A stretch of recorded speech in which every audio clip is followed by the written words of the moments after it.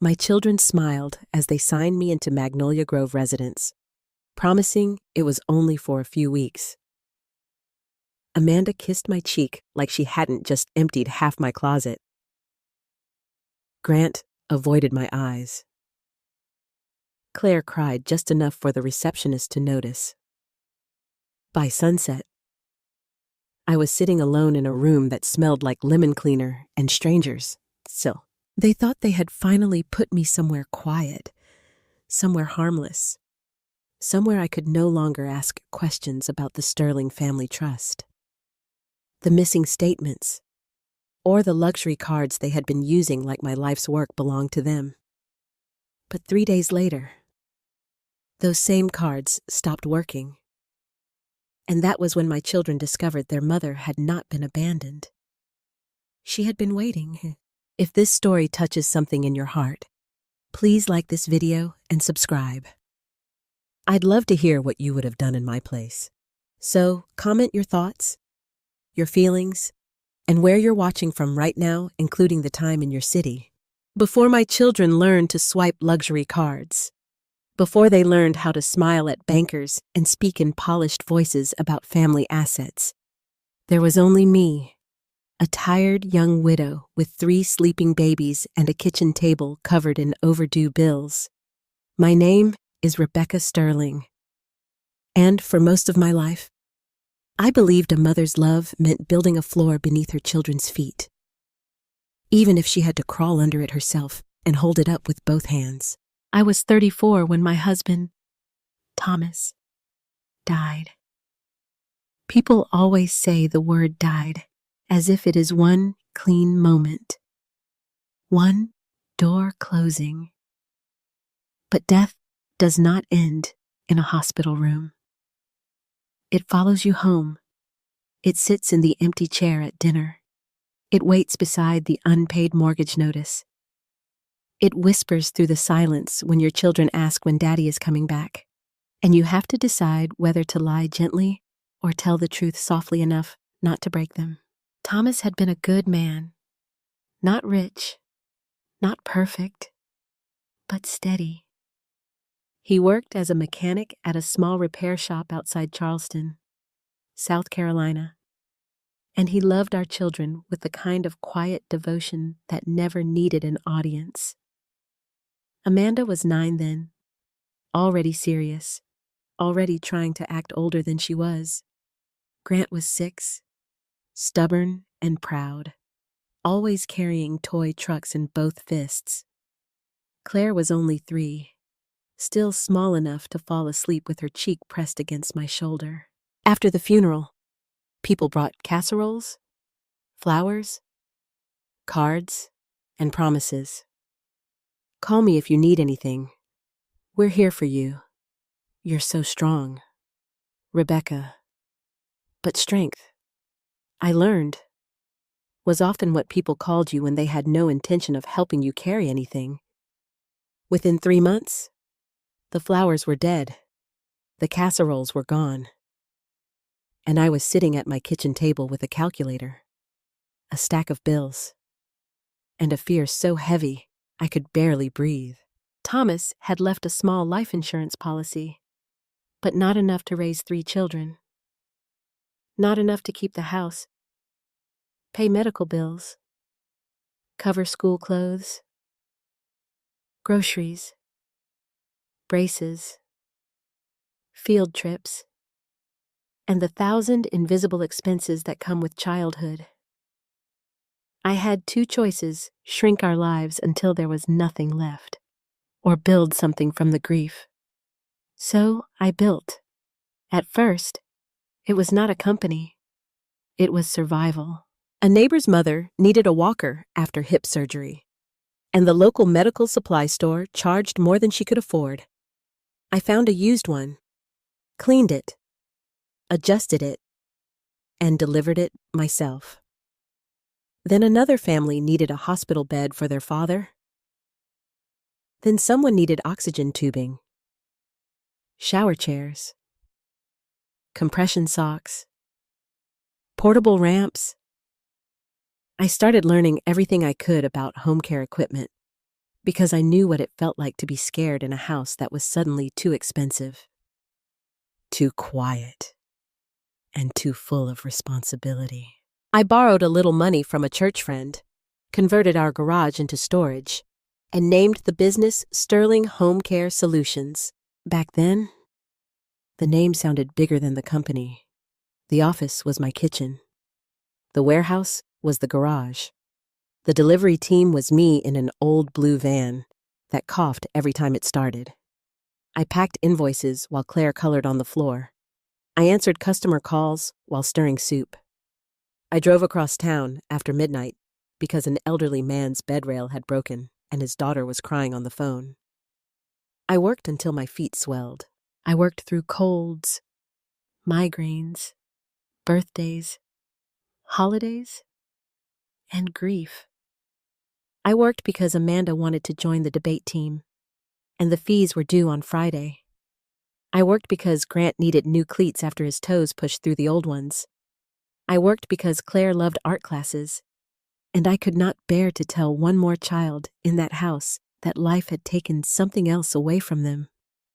For years, my children saw me tired, but I made sure they never saw me defeated. Every morning, I packed their lunches with little notes inside. Every night, I checked homework, folded laundry, returned calls, balanced accounts, and prayed I would not make a mistake big enough to ruin us.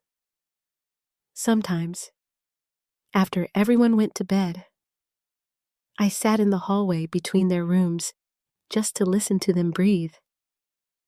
That sound was the reason I kept going. Amanda grew into a beautiful, ambitious girl who liked things neat, expensive, and under control. She hated the old van. She hated when I showed up at school in work clothes. Once, when she was 16, she asked me not to come inside for a parent meeting because I smelled like rubber wheels and disinfectant. I remember laughing like it did not hurt. Then I went home and cried in the garage between stacked boxes of bed pads and walkers. Grant was different. He never complained about the van, but he hated looking poor. He was always watching other boys' fathers, their watches, their cars, the way people treated men who seemed important. When he was in high school, he told me he was going to be rich enough that no one would ever pity him again. I thought that was determination. I did not understand yet that shame, when left untreated, can grow into hunger. Claire was my softest child. She painted on everything: notebook covers, paper bags, old cardboard boxes from my deliveries. She had Thomas's eyes and my mother's hands. She could make anything look beautiful. But she also learned early that tears softened me. If Amanda pushed and Grant argued, Claire simply looked wounded, and I would reach for my checkbook before she even finished asking. I told myself that each child needed love in a different language. Amanda needed opportunity. Grant needed confidence. Claire needed encouragement.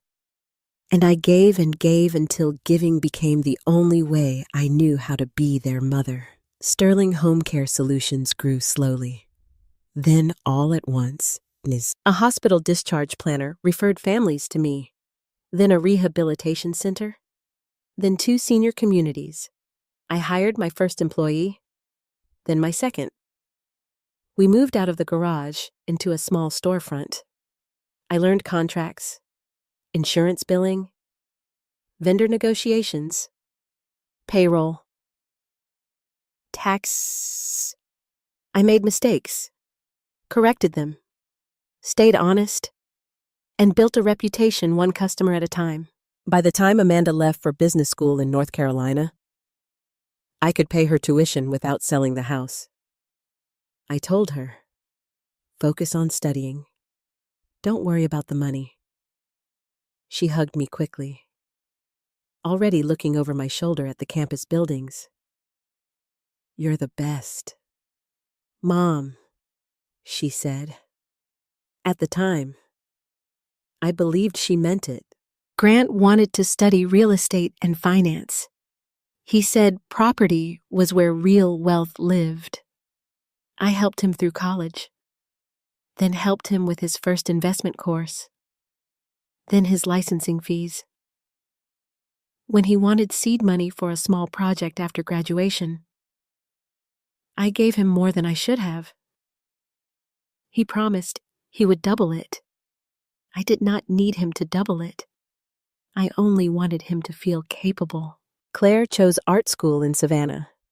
People warned me it was impractical, but I had spent too many years being practical. I wanted one of my children to live in color, so I paid for tuition, supplies, rent, and later, when she said she needed a studio space to be taken seriously, I helped with that too. Every check I wrote felt like a blessing then.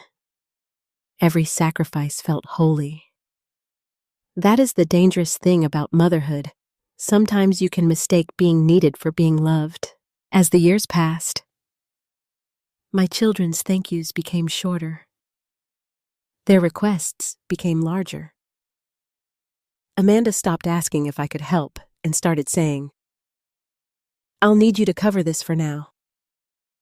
Grant began speaking about my money as if it were lazy money, just sitting there waiting for someone smarter to put it to use. Claire would call me crying from boutiques, airports, galleries, always in some small emergency that only my credit card could solve. Still, I defended them. When my friend Marjorie said, "Rebecca, those children are grown now," I smiled and said, "They're just finding their way." When my accountant raised an eyebrow at the family expenses, I said, "I'd rather help them while I'm alive than make them wait until I'm gone." When my attorney, Jonathan Pierce, suggested a stronger family trust with limits and protections, I almost took offense. "They're my children," I told him. Jonathan looked at me for a long moment and said, "That is exactly why you need clear boundaries." I signed the documents, but in my heart, I thought he was being too cautious. I had no idea those pages would one day become the only wall standing between me and the people I had raised. For my 68th birthday, Amanda hosted dinner at a private club overlooking the harbor. She wore pearls and introduced me to her friends as the founder of our family's success. Grant arrived late in a tailored suit, talking loudly into his phone about closing a deal. Claire brought flowers she had bought with the card linked to my account. They toasted me that night. "To Mom," Amanda said, lifting her glass. "The woman who built the sterling name." Everyone clapped. I smiled. But later, when the waiter placed the bill near my daughter instead of me, Amanda slid it across the table without even looking. "Mom will take care of it," she said. Not cruelly, not even with embarrassment, just naturally, as if the whole world already understood my role. That was the first time I felt something inside me shifts. I looked around that table at the 3 children I had carried through grief, hunger, fear, school, heartbreak, and adulthood. They were polished now, educated, well-dressed, confident. They had the kind of lives I had once prayed they would have. But somewhere along the way, they had stopped seeing the hands that built those lives. They saw the company. They saw the house. They saw the trust. They saw the cards.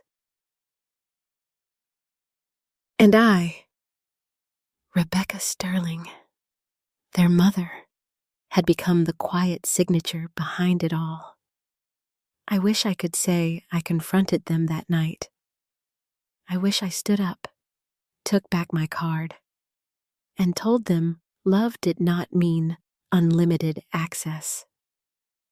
But I did what mothers like me too often do. I paid the bill. I hugged each of them goodbye. Then I drove home alone through the Charleston streets, past the gas lamps and old oaks, with my hands trembling on the steering wheel. At a red light, I looked at myself in the rearview mirror and barely recognized the woman staring back. She looked tired, not from work this time, from being used. That night, I opened the drawer where I kept my trust documents. I did not read them yet. I only placed my hand on the folder and remembered Jonathan's warning: clear boundaries. I had spent my whole life building a legacy for my children. I had not yet understood that one day I would need that legacy to protect me from them. The first time Amanda asked to use one of my business cards, she did it with such elegance that I almost admired the performance. We were sitting in my sunroom on a Sunday afternoon. The light was soft across the floorboards, the kind of light that used to make me feel grateful for everything I had survived. Amanda had come over wearing a cream-colored blazer, gold earrings, and the expression she used whenever she wanted something but did not want to sound like she was asking. "Mom," she said, stirring her tea, though she had not added sugar. "I've been invited to a charity luncheon at the Harbor Club next month. That sounds nice?" I said, "It's more than nice. It's important. There will be hospital board members there, donors, people connected to elder care foundations. Honestly, it could be good for Sterling Home Care Solutions too." That was Amanda's gift. She never made a request sound selfish. She wrapped it in opportunity, polished it with strategy, and placed it in front of me like a business decision. "What do you need?" I asked. She smiled. "Just the company card for a few expenses. Table sponsorship. Dress. Maybe a few client dinners. Nothing extravagant. Nothing extravagant." That phrase would become one of the most expensive lies in my family. I gave her the card because I wanted to believe her. I told myself she was representing the family, representing the company, representing everything I had built.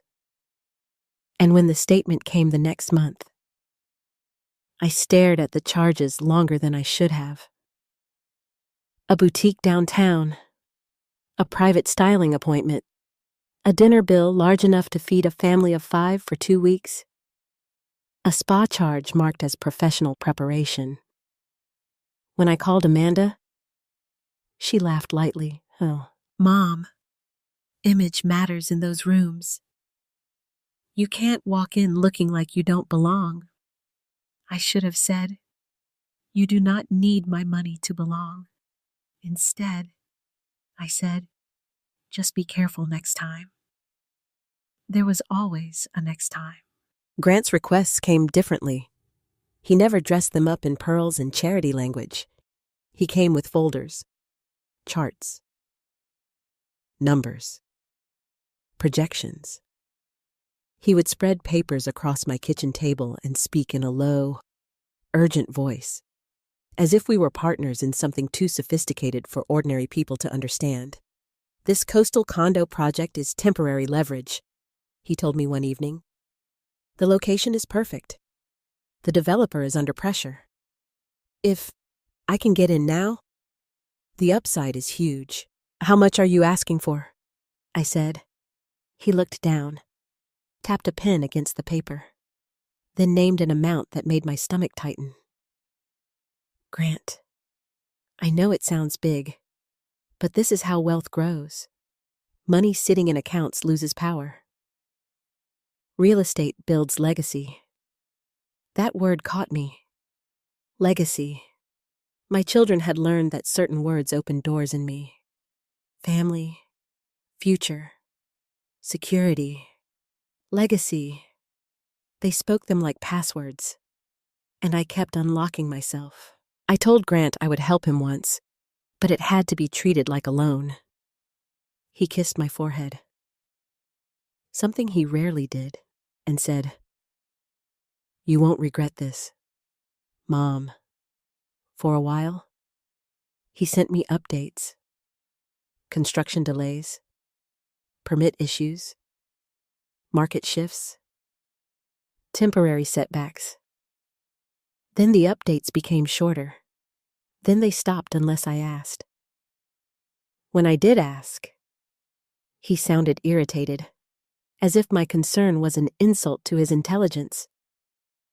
"Mom, you have to let me handle my business. My business. With my money." Claire was the easiest to excuse because she always sounded wounded before I had the chance to be angry. She called from Savannah one night, crying so hard I could barely understand her. "My gallery opportunity is falling apart," she said. "The lighting is wrong. The framing costs doubled. And if I cancel, people will never take me seriously again."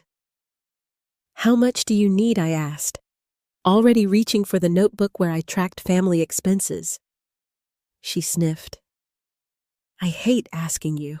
But she did ask, again and again, for studio rent, for canvases, for designer dresses she said were necessary for gallery openings, for flights to meet curators who never seemed to buy anything. Claire could turn dependence into vulnerability. She made me feel cruel for noticing the pattern. At first, I told myself these were separate problems. Amanda needed status for business circles. Grant needed capital to establish himself. Claire needed support because artists lived uncertain lives. I had 3 different children with 3 different needs. But slowly, those needs began to gather around me like hands reaching into the same pocket. The family dinners changed first. When the children were young, our table had been noisy and imperfect. Amanda complained about vegetables. Grant kicked the chair legs. Claire spilled juice and cried before anyone scolded her. Thomas would wink at me over their heads, and I would feel exhausted but full. Now the dinners were quieter, cleaner, more expensive, and somehow emptier. They no longer asked about my day unless it led to a question about the company. They no longer asked whether my knees hurt, whether I had slept, whether I had seen my friends from church. They asked about accounts, properties, tax planning, investment returns. One Friday evening, I invited them to my house for roast chicken, green beans, and sweet potato casserole, the kind of dinner they used to love. Amanda arrived with a bottle of wine I knew she had charged to my account. Grant came 20 minutes late, still on his phone. Claire wore a silk scarf and kissed the air beside my cheek instead of kissing me. We sat at the dining table beneath the old brass chandelier Thomas had installed himself. I had lit candles. I had taken out the good plates. I had even made peach cobbler because Grant loved it as a boy. For 15 minutes. It almost felt like family. Then Amanda placed her wine glass down and said, "Mom, have you thought any more about simplifying your responsibilities?" I looked at her. "What responsibilities?" "The house, the company, the trust, all of it." She smiled gently. "You shouldn't have so much on your shoulders at your age." "At my age," I repeated. Grant leaned forward. "It's not an insult. Mom, it's practical. There's equity trapped in this house. You have assets that could be working more efficiently." Claire touched my hand. "We just worry about you here alone." The word worry sounded soft, but there was something hard underneath it. "I've lived in this house for 40 years, I said. I know every step, every railing, every corner. That doesn't mean it's safe, Amanda replied. Grant nodded toward the staircase. One fall could change everything. I set my fork down. I have not fallen. No one says you have, Claire whispered. But sometimes things happen quickly. I looked from one face to the next. My children, all grown, all polished, all speaking carefully, too carefully. Their concern did not feel spontaneous. It felt rehearsed. Amanda folded her hands. There are beautiful senior residences now, not nursing homes like people imagine, luxury communities, private rooms, dining, activities, medical support. I stared at her. Amanda, are you suggesting I leave my home? She exhaled as if I were being difficult. I'm suggesting we plan before there's a crisis, Grant added. And we should talk about financial access too, just in case. Power of attorney. Emergency authority. Trust management. There it was. Not my health. Access. The room seemed to narrow around me.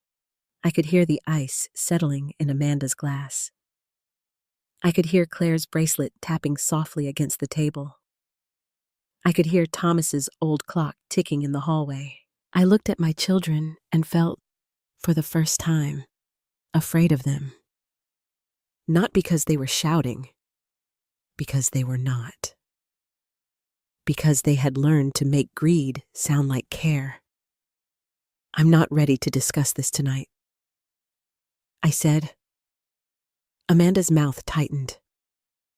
Mom, avoiding it won't make it disappear. Grant's voice sharpened. You always taught us to be responsible. This is responsibility. Claire's eyes filled with tears. Why does it feel like you don't trust us? That almost broke me. Not the question itself, but the way she asked it. As if my hesitation was betrayal. As if I had wounded them by not handing over the keys to my life. I do trust you, I said quietly, and even as the words left my mouth, I knew they were no longer completely true. After dinner, Amanda and Grant carried plates to the kitchen while Claire went upstairs to use the bathroom. I stayed near the dining room, gathering napkins with hands that would not stop trembling. That was when I heard them. They thought the water running in the sink covered their voices. But old houses carry sound in strange ways. Grant said, She's getting stubborn. Amanda answered, She's scared. That's different. She won't sign if you push too hard. I know how to handle Mom. Then Claire's voice, softer, from the hallway near the kitchen. Maybe we should slow down, Amanda said. We don't have time to slow down.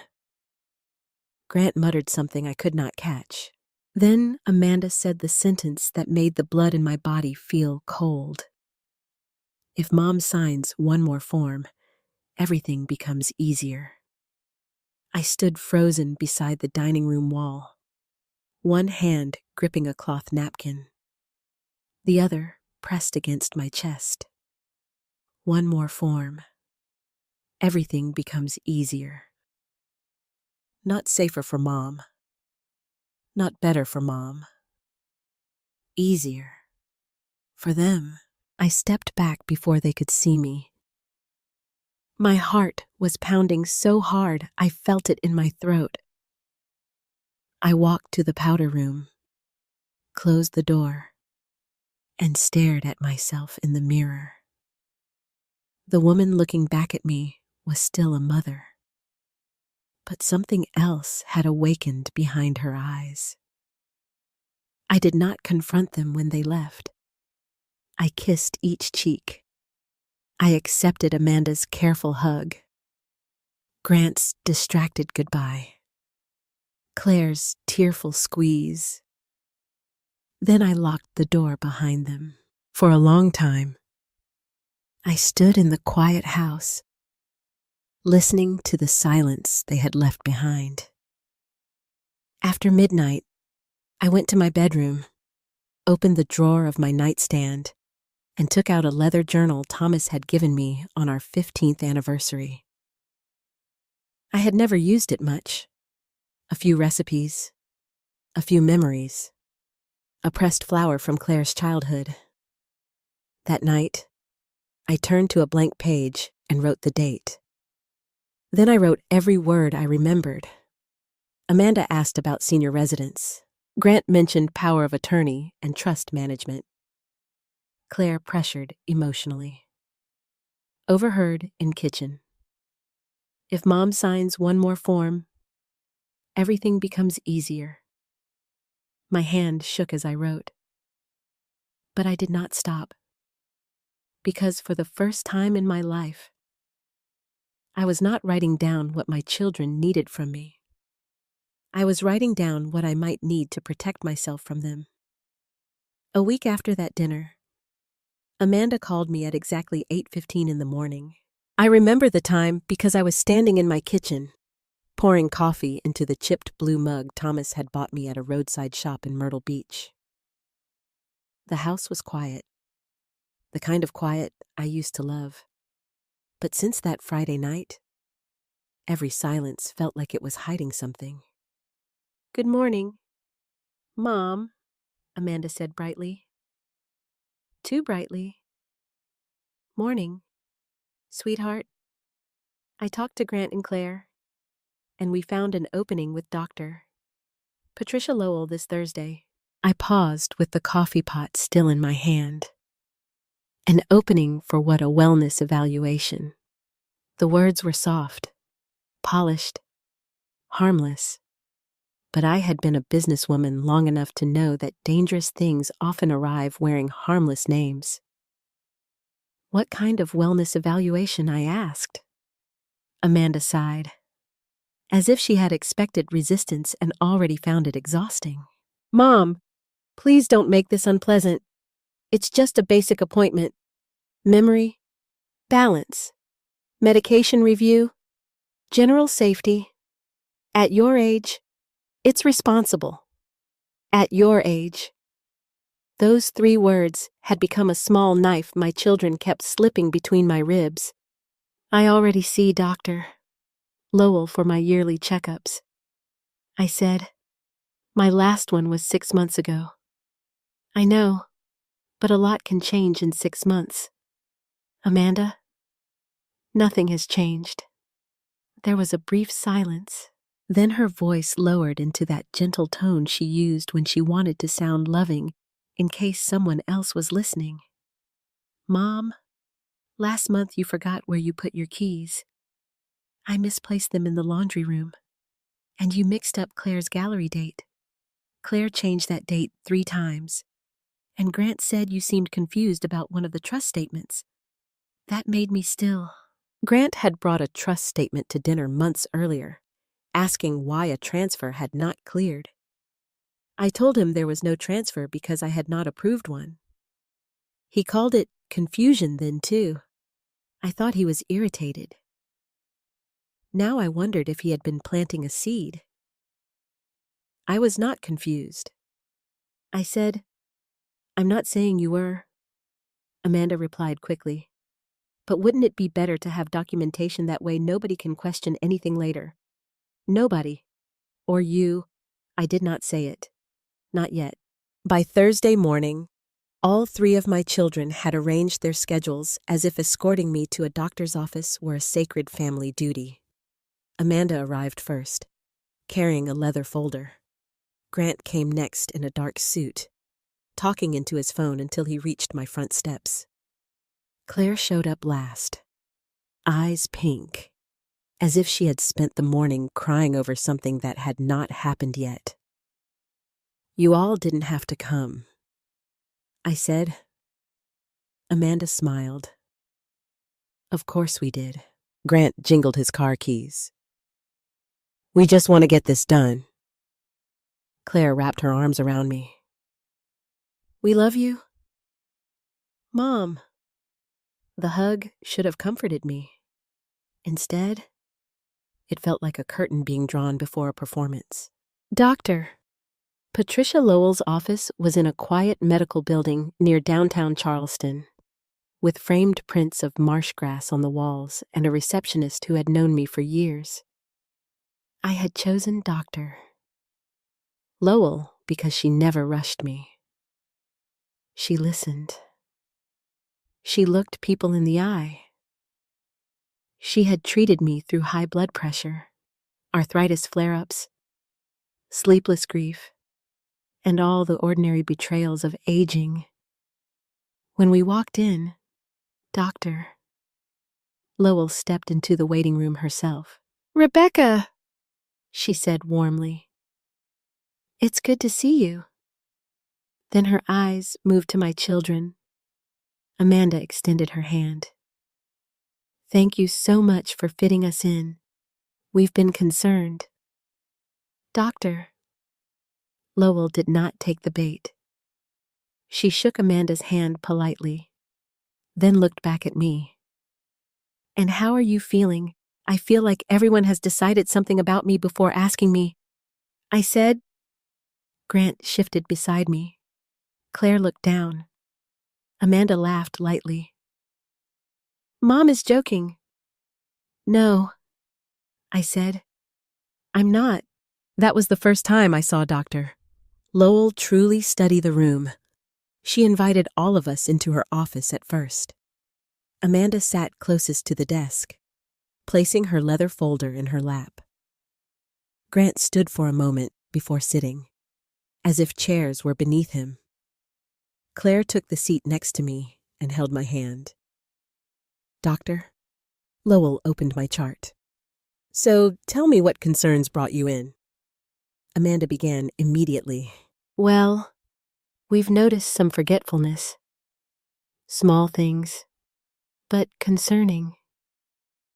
Keys, dates, financial details." Grant leaned forward. "And she's alone in that big house. Stairs, old wiring, deliveries coming and going. We think it's time to consider safer living arrangements." Claire squeezed my hand. "We don't want something terrible to happen." "Doctor." Lowell listened without interrupting. She made a few notes, then turned to me. "Rebecca, what do you think?" "I think my children are confusing aging with incompetence," I said. "I misplaced keys because I live in a house with 12 rooms. I mixed up Claire's gallery date because she changed it. And the financial detail Grant mentioned was not confusion. It was refusal." Grant's jaw tightened. Amanda's smile thinned. "Doctor," Lowell noticed. "What did you refuse?" she asked. "A transfer connected to the family trust," I said, because I had not approved it. Amanda quickly opened her folder. "That's actually one of the reasons we're worried. Mom has been under a lot of stress, and sometimes stress can make financial management overwhelming." I turned to look at my daughter. There she sat, perfectly dressed, perfectly calm, making me sound fragile in a room where I had walked in on my own 2 feet. For a moment, I remembered her at 9 years old after Thomas died, standing in the hallway in her pajamas, asking me if we would have to move. I remembered kneeling in front of her and promising that I would keep the family safe. Now she was using that family as a reason to take safety away from me. "Doctor." Lowell closed the folder Amanda had pushed toward her without reading it. I'd like to speak with Rebecca alone, she said. Amanda blinked. We can stay. It might help to have context. I have enough context for now. Grant stood. Doctor. With respect. Doctor, Lowell said. Calm, but firm. Rebecca is my patient. That silenced him. Claire looked at me with frightened eyes, as if I had caused this by not playing my role properly. Then all three of them left the room. When the door closed, my body sagged with a breath I had not realized I was holding. Doctor, Lowell's voice softened. Rebecca, do you feel safe at home? The question nearly undid me, not because I feared someone would strike me, not because I thought my children would break a window or raise a fist, but because safety is not only about locked doors. Sometimes danger comes with a daughter's kiss, a son's paperwork, another daughter's tears. I don't know anymore. I said, Doctor. Lowell rolled her chair closer. Tell me. So I did. Not everything. Not yet. But enough. I told her about the dinner, about the sudden talk of senior residences, about power of attorney, trust management, and the phrase I had overheard in the kitchen. If Mom signs one more form, everything becomes easier. Doctor. Lowell's face changed when I said that. She did not gasp. She did not dramatize. But something in her expression sharpened. Have they asked you to sign documents? Yes. Have you signed any not financial authority? Not yet. Good. That one word carried more warning than comfort. Then she performed the evaluation my children had wanted me to fail. She asked me the date, the year, the city, the president, the location of her office. She gave me 5 words to remember and asked me to repeat them later. She asked me to draw a clock, count backward, explain a proverb, follow a 3-step instruction. She reviewed my medications, blood pressure, gait, reflexes. I answered every question. I remembered every word. I drew the clock with the hands exactly where she asked. When she finished, she sat across from me and said, Rebecca, you are not showing signs of cognitive impairment. I looked down at my hands. They were older now, veined and thin-skinned, but they had signed payroll checks, held dying customers' hands, packed school lunches, built a company, buried a husband, and raised 3 children. Those hands were not confused. They were tired. I need that in writing. I said, Doctor? Lowell nodded. I assumed you would. Before we left, she asked if there was someone I trusted, someone outside my children. Yes, I said. My attorney. Jonathan Pierce? Call him today. I planned to. She printed the preliminary evaluation and told me the formal report would be sent securely to both me and Jonathan, if I authorized it. I signed that authorization with a steadier hand than I had expected. When my children came back into the room, Amanda searched Doctor Lowell's face for victory. She did not find it. Your mother is doing well. Doctor, Lowell said, I see no medical basis today for questioning her capacity. Grant looked away. Claire's mouth trembled. Amanda's smile returned, but it looked painted on. That's wonderful news, she said. Wonderful. As if she had not come hoping for something else. On the ride home, no one said much. Amanda drove. Grant answered emails in the passenger seat. Claire sat beside me in the back, staring out the window. I watched Charleston pass by in bright, indifferent sunlight. At one point, Amanda said, "Well, at least now we know." I looked at her reflection in the rearview mirror. "Yes," I said, "now we know." She thought I meant my health. I meant them. That afternoon, after they dropped me home and left with stiff hugs and false smiles, I locked the front door and went straight to my desk. I took out Jonathan Pierce's card from the small brass holder where it had sat for years. My hands did not tremble this time. When his assistant answered, I said, "This is Rebecca Sterling. Please tell Jonathan I need the earliest appointment possible. It concerns the Sterling Family Trust, my medical capacity, and possible coercion." The word sounded strange in my mouth.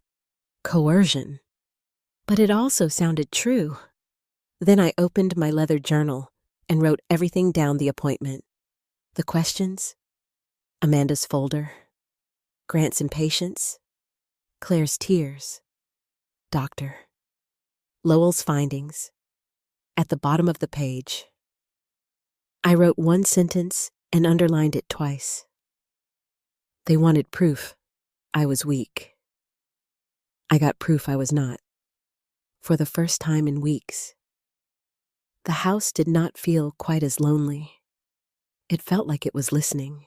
And maybe, in its own old way, standing with me. The meeting happened 2 days after I spoke with Jonathan Pierce.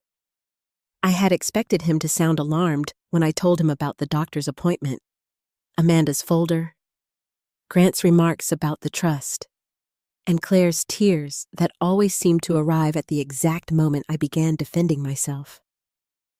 But Jonathan had been my attorney for nearly 20 years. He had the calm voice of a man who had seen greed wear every costume. "Rebecca," he said, "do not sign anything your children put in front of you without sending it to me first." "I know." "No," he said gently. "I need you to hear me. Not even if they say it is temporary. Not even if they say it is only medical. Not even if one of them cries." That last sentence settled in my chest like a stone. "Do you think they would really hurt me?" I asked. Jonathan was quiet for a moment. "I think people can convince themselves they are doing the right thing when money is on the other side of the door." I looked across my study at the framed photograph of my children when they were little. Amanda in pigtails, Grant missing his 2 front teeth, Claire holding a stuffed rabbit by one ear. I had kept that photo on my desk for decades as proof that every hard day had been worth it. Now it felt like evidence from another life. "What do I do?" I asked. "For now?" "You listen. You document. You let them talk. And if they present papers, you may accept copies, but you do not give them authority. If you feel pressured, call me immediately." Then he added something that made my mouth go dry. "Rebecca, if they are trying to establish incapacity and financial control, the next step may be a family meeting." It was almost as if my children were following a script Jonathan had already read. Amanda called the following evening. "Mom, we need to sit down as a family," she said. There it was. A family meeting. Yes. Nothing dramatic. Just us. We need to make a plan that gives everyone peace of mind. Everyone. I wondered when my peace of mind had stopped counting. Friday evening. I said, "At my house?" "Perfect," Amanda replied. Too quickly. "Grant and Claire will be there." I assumed they would. There was a pause. "Mom, I hope you'll come into this with an open heart." I looked down at the journal lying open on my desk. My heart has always been open. "Amanda," I said, "that was never the problem. On Friday, I prepared the house the way I always had when my children came over. Habit is a stubborn thing. Even when your heart knows danger is coming, your hands still reach for the good plates. I roasted chicken. I made a salad. I baked biscuits from scratch because Grant loved them. Then, halfway through setting the table, I stopped. Why was I feeding people who were coming to take from me? I stood there with a cloth napkin in my hand, feeling foolish and old. Then I folded the napkin anyway, not because they deserved it, but because I refused to let their behavior make me forget who I was. Amanda arrived first, dressed in navy blue, carrying a slim leather portfolio. She kissed my cheek and looked around the foyer the way real estate agents look at houses they are about to list. "You've moved the rug," she said. "I had it cleaned. It makes the hallway look smaller." I did not answer. Grant came in behind her, holding a stack of folders under one arm. He smelled of expensive cologne and impatience. "Hey, Mom," he said, giving me a quick hug. Claire arrived last, with flowers from a grocery store. The price sticker was still on the plastic wrap. She handed them to me with damp eyes. "I just want tonight to go well," she whispered. I almost asked, "For whom instead?" I put the flowers in water. Dinner was unbearable because everyone pretended it was normal. Amanda asked about the weather. Grant complimented the biscuits. Claire said the chicken reminded her of childhood, then looked like she might cry over the memory. I watched them perform affection with such effort that I nearly pitied them. Nearly. After dinner, Amanda cleared her throat. "Maybe we should move to the living room." There was no, "If you're ready, Mom." No, "Would you like to talk?" Just a gentle command disguised as suggestion. I took my tea and sat in Thomas's old armchair. Amanda and Grant sat on the sofa opposite me. Claire chose the ottoman near my feet, close enough to touch my knee whenever she wanted to soften me. Amanda opened the leather portfolio. "Mom?" We all agree that the doctor's appointment went well. I smiled faintly. "Do we?" Grant shifted. "That's not what this is about." "No," I asked. Amanda held up one hand. "Please, let's not start defensively. We're here because we love you." There it was again. Love, placed carefully at the entrance of a trap. She pulled out a printed brochure and slid it across the coffee table. Magnolia Grove Residence. The front showed white columns, bright flowers, smiling seniors drinking tea beneath oak trees. It looked less like a care facility and more like a resort for people whose families wanted to feel less guilty. "I did not touch it," Amanda continued. "This is one of the best senior living residences in the Charleston area. Private suites, medical staff, chef-prepared meals, activities, transportation. It's not what you're imagining." "What am I imagining?" I asked. Claire reached for my hand. "Mom, please don't look at it like we're trying to abandon you." I pulled my hand gently away. I have not said that word. Grant leaned forward, elbows on knees. The house is too much. The stairs are steep. The maintenance is constant. You still have delivery people from the company coming by sometimes. It's not practical. I have managed this house longer than you have been alive. And that's exactly the point, Amanda said. You shouldn't have to manage it anymore. A strange laugh almost escaped me. Shouldn't have to. As if they were relieving me of a burden rather than removing me from my home. And how long would I be at Magnolia Grove? I asked. Amanda's eyes flicked toward Grant. Just a few weeks at first, she said. A trial period. While we arrange some repairs here and review the financial structure. What repairs? Grant opened one of his folders. The roof inspection showed potential issues. The back steps need work. There are electrical updates that should be considered. Should be considered. I repeated. Have you scheduled contractors? Not yet, he said, but we can move faster if we have authority to coordinate everything. Amanda slid another document onto the table. This would allow us to assist with logistics. I looked at the title, Durable Power of Attorney. My tea suddenly tasted metallic. Claire's hand covered her mouth, as though the paper itself hurt her. It's just paperwork. Mom, Amanda said softly. It does not mean you're losing control.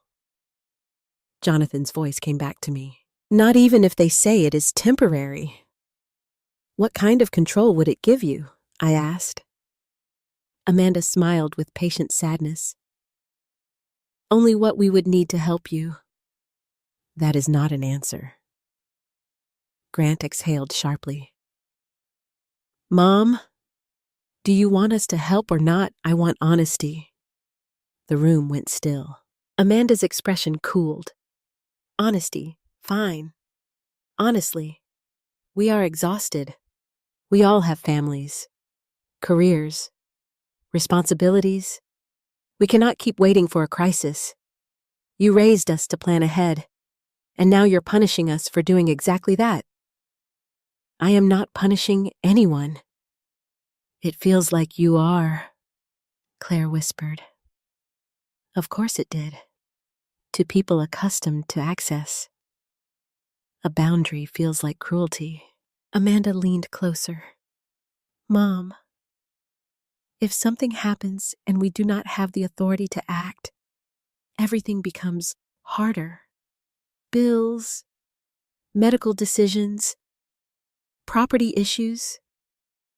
The trust. I said. Grant's eyes dropped to the carpet. Amanda paused just a second too long. Yes, she said. The trust too. It is part of the bigger picture. And this is why you want me at Magnolia Grove. Claire began to cry. Mom, how can you think that? Because none of you asked me what I wanted. I said, silence. I looked at each of them. My beautiful children, my expensive children, my children who had learned to speak in legal phrases before learning how to ask if I was lonely. Amanda pushed the pen toward me. Just sign the temporary care authorization tonight. We can send the rest to Jonathan if that makes you feel better. She said Jonathan's name with a little edge, as if my attorney had become the villain simply because he stood between her and my signature.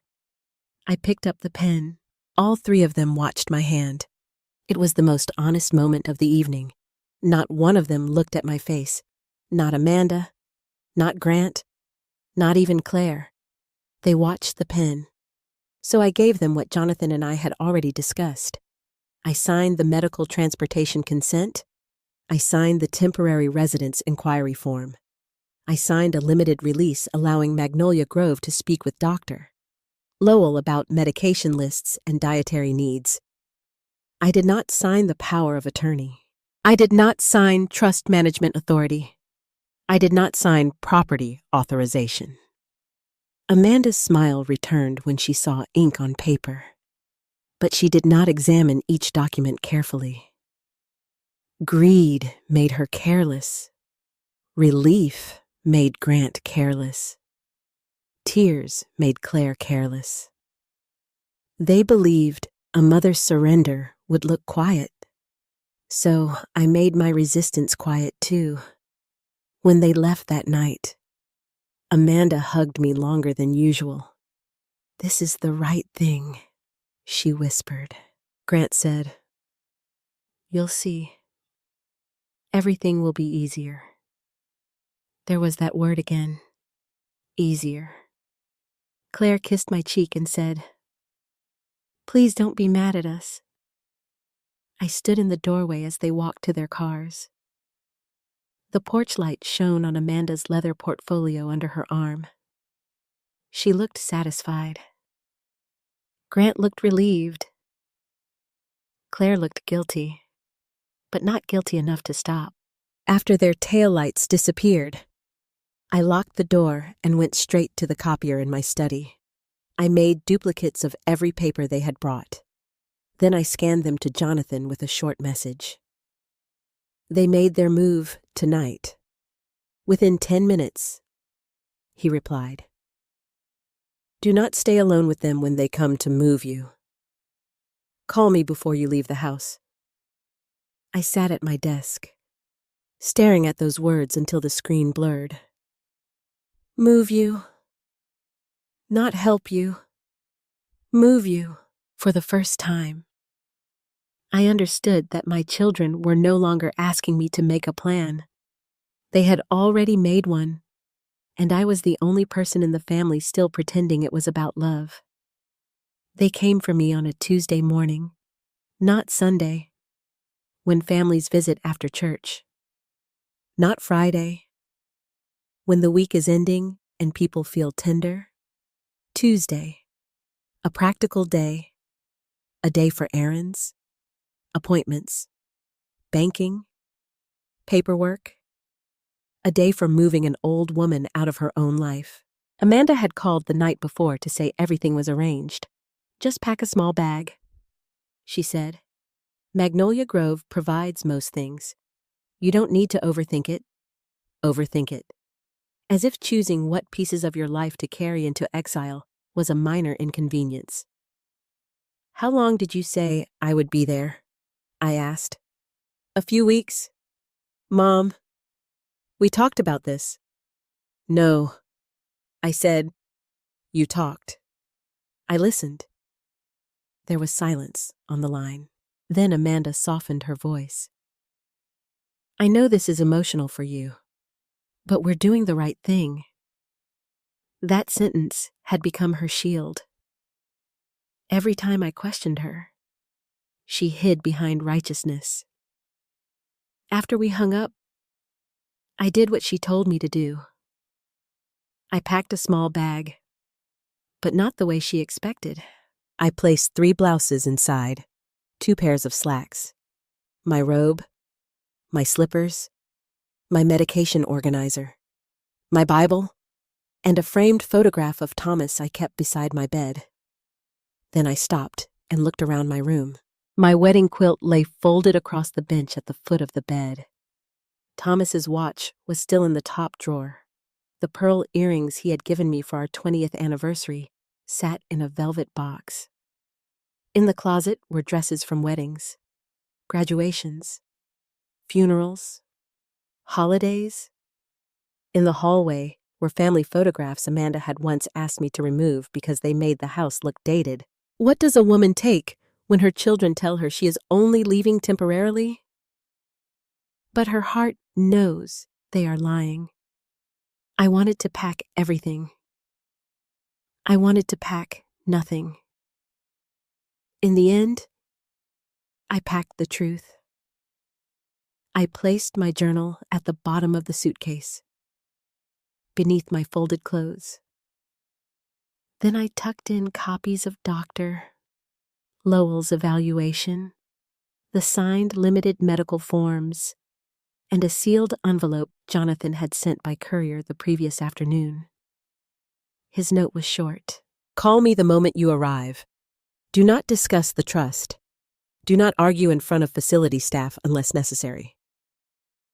Let them believe what they want to believe. That was the hardest part. Letting them believe I was weak. Amanda arrived at 9 sharp in her silver SUV. Grant pulled in behind her in a black sedan.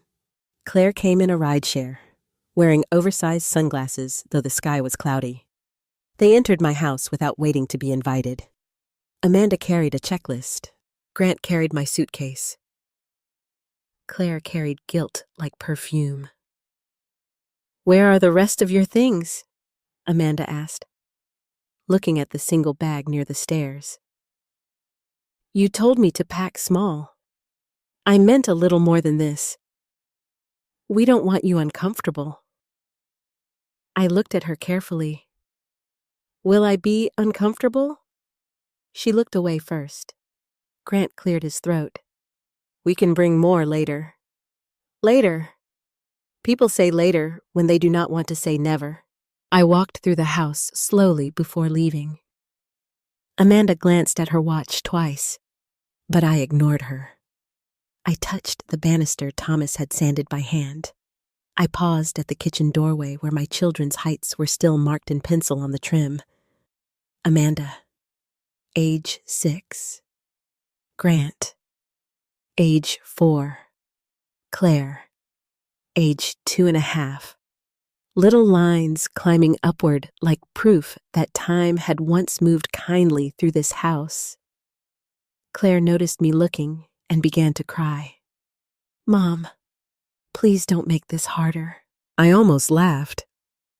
She thought my remembering was what made it hard. Not their betrayal. Not the suitcase. Not the luxury brochure waiting in Amanda's car like a polished sentence. My memories. I turned toward the living room. The morning light fell across Thomas's armchair. Across the rug, Amanda said, made the hallway look smaller. Across the piano Claire had begged for at 12 and abandoned by 15. I wondered if the house knew I was leaving. Old houses hold footsteps. They hold arguments, lullabies, prayers, slammed doors, birthday candles, grief. That house had held me for 40 years. My children had held me for less than 10 seconds at a time. Mom, Grant said gently, but there was impatience under it. We should go. I nodded. At the front door, I reached for my keys. Amanda put out her hand. I'll take those. I froze. For what? Just so we can coordinate contractors. There are no contractors scheduled. Grant stepped in. There will be. I can keep my keys. Amanda's smile tightened. Mom, please, don't turn every small thing into a battle. That was when I understood how they planned to erase me, not with one cruel act, but with 100 small, reasonable requests. A key here, a signature there, a temporary stay, a necessary repair, a safety concern, a daughter's tears. I held the keys for one more second. Then I placed only the spare set in Amanda's palm. She did not notice. Greed made her careless again. The ride to Magnolia Grove took 25 minutes. Amanda drove. Grant followed behind us. Claire sat in the back with me, holding a tissue she never used. No one played music. No one made conversation. We passed the live oaks, the shops, the old churches, the streets I had driven for decades delivering hospital beds and walkers to families who had no idea that one day I would be delivered somewhere too. Magnolia Grove residence appeared at the end of a curved driveway lined with crepe myrtles. It was beautiful in the way expensive places can be beautiful without feeling warm. White columns, clean windows, perfect flower beds, a fountain murmuring in the circular drive. Amanda exhaled with relief. See, it's lovely. I looked at the building and thought of a jewelry box, polished outside, locked inside. A young woman at reception greeted us with professional cheer. Welcome to Magnolia Grove. You must be Mrs. Sterling. I am, I said. Amanda stepped forward. I'm Amanda Whitman, her daughter. We spoke on the phone? Of course they had. Forms appeared. A tablet was placed on the counter. Amanda answered questions before I could. Dietary restrictions. She watches her salt. Mobility concerns. Stairs are difficult. They are not, I said. Amanda laughed softly. Mom, be honest. The receptionist smiled awkwardly. Grant stood beside my suitcase, checking messages. Claire wandered toward a vase of flowers and touched one petal as if she might collapse from the sadness of what she was helping do. Then a staff member named Denise came to escort us to my room. My room. Not suite, not apartment. Room. It was on the second floor, overlooking a garden courtyard. There was a bed with a pale blue cover, a dresser, a small desk, a television mounted on the wall, and a chair by the window. Everything was clean. Everything was pleasant. Everything belonged to no one. Amanda walked around approvingly. This is nice. Mom. Grant set my suitcase on the bed. Better than being alone in that big house. Claire finally took off her sunglasses. Her eyes were red. I'll bring you your art books, she said. I don't have art books, I replied. She blinked, as if she had never noticed. Amanda opened the closet and hung my 3 blouses with quick, efficient movements. Grant took a call near the door. Yes, I should still make Miami by Friday, he said quietly. Miami. I looked at him. He turned away. Amanda's phone buzzed. She glanced at it and smiled despite herself. Something funny, I asked. Just a message from the luncheon committee. I have to stop by the club after this. Of course she did. Claire sat beside me on the bed. I might take a few days to myself, too, she said. This has been emotionally draining. For you? I asked. Her mouth opened, then closed. Denise returned with a welcome packet and explained mealtimes, activity schedules, visiting hours, medication procedures. I listened carefully. Amanda interrupted often. She may need reminders. She prefers quiet. She can get overwhelmed.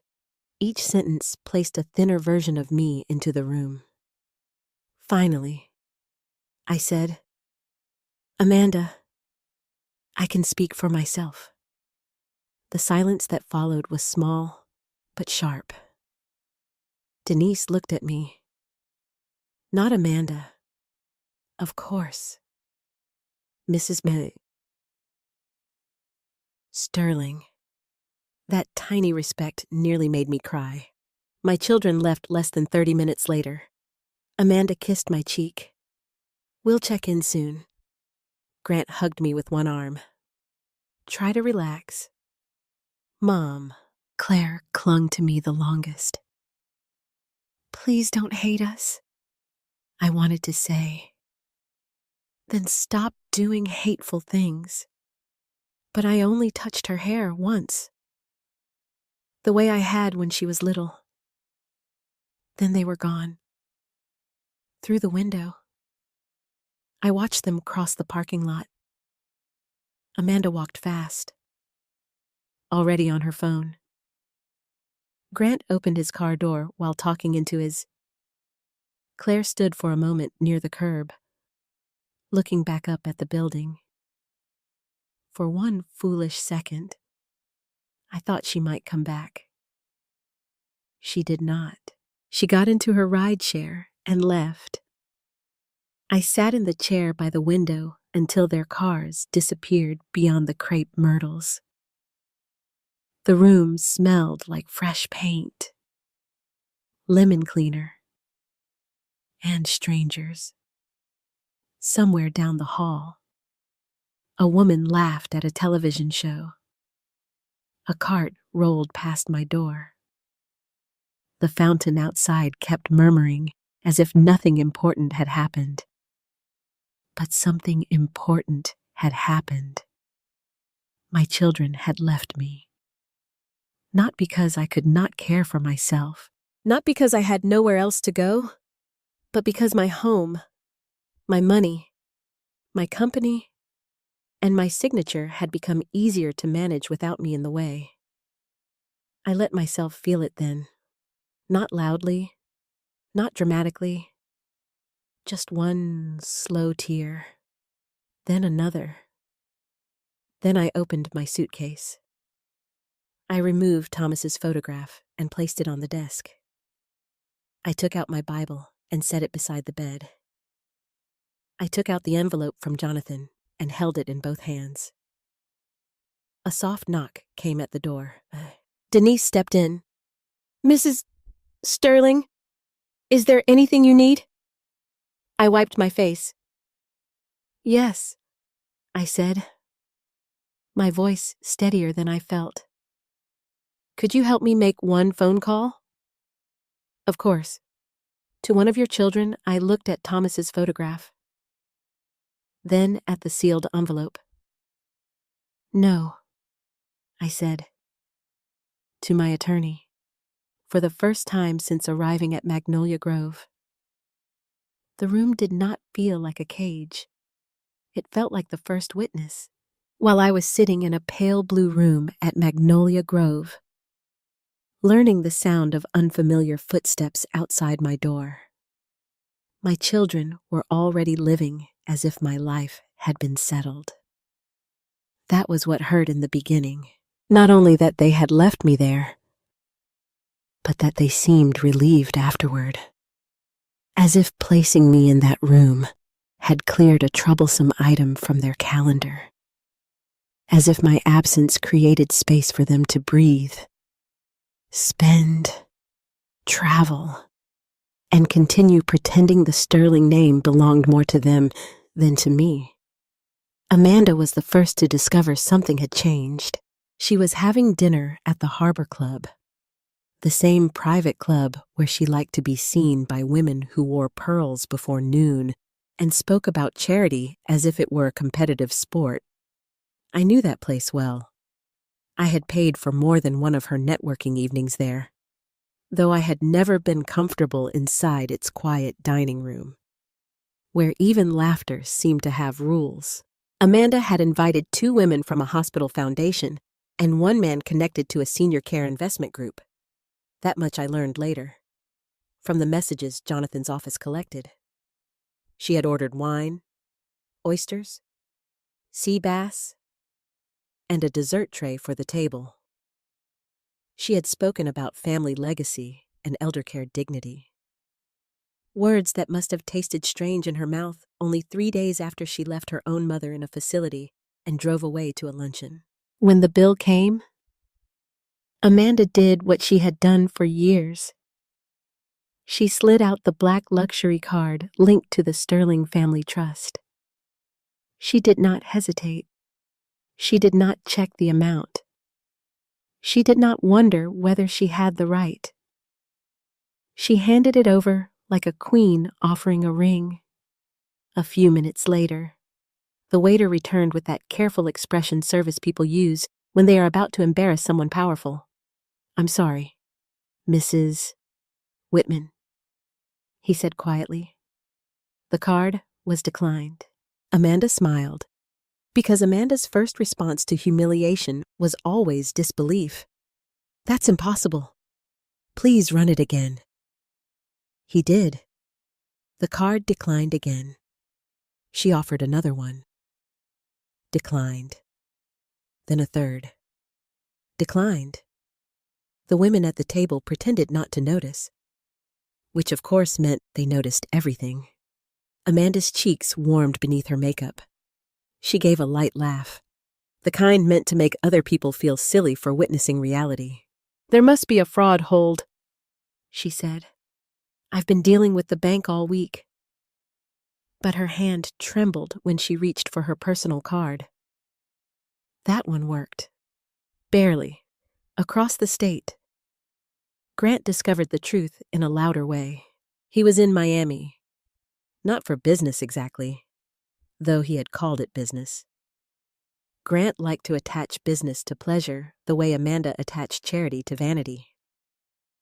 He had booked a suite at a waterfront resort, ordered a rental car upgrade, and reserved a private dinner with 2 potential investors he hoped would save a real estate deal that had been bleeding money for months. At check-in, he gave the front desk the sterling linked card. The clerk swiped it, then typed, then frowned. "Mr. Sterling, do you have another form of payment?" Grant gave the smile he used on contractors, lenders, and women he wanted to impress. "That card is fine. I'm afraid it's not authorizing." "Try it again." "I already did." "Sir?" He leaned closer. "Then call your manager." The manager came. The manager tried. The machine refused him with the cold obedience of a thing that cannot be charmed. Grant called the bank from the lobby, turning his back to the front desk as if privacy could protect him from embarrassment. I can imagine him standing there in his tailored jacket, one hand pressed to his ear, jaw tight, voice low and sharp. "This is Grant Sterling. There is a problem with my card." The bank representative asked verification questions. Grant answered impatiently. Then he was placed on hold. He hated being placed on hold. Men like Grant considered waiting an insult. When the representative returned, her voice had changed. "Mr. Sterling, the account associated with that card has been restricted. Restricted by whom I'm not able to discuss all details with you. I'm an authorized user. At this time, your authorization is suspended." Suspended. A word Grant had probably never imagined applying to him. He stepped outside the lobby, away from the polished marble and tropical flowers, and lowered his voice. "There must be a mistake." "No, sir. The restriction was placed under the protective provisions of the Sterling Family Trust."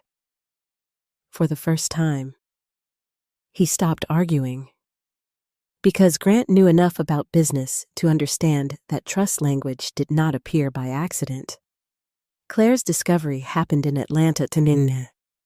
Inside a designer boutique where the sales associates called her by name because my money had introduced her so many times. She had gone there to buy a handbag she said she needed for an upcoming gallery event. I later saw the attempted charge in the report, $4,800 before tax. Nearly $5,000 for a bag to carry insecurity around in.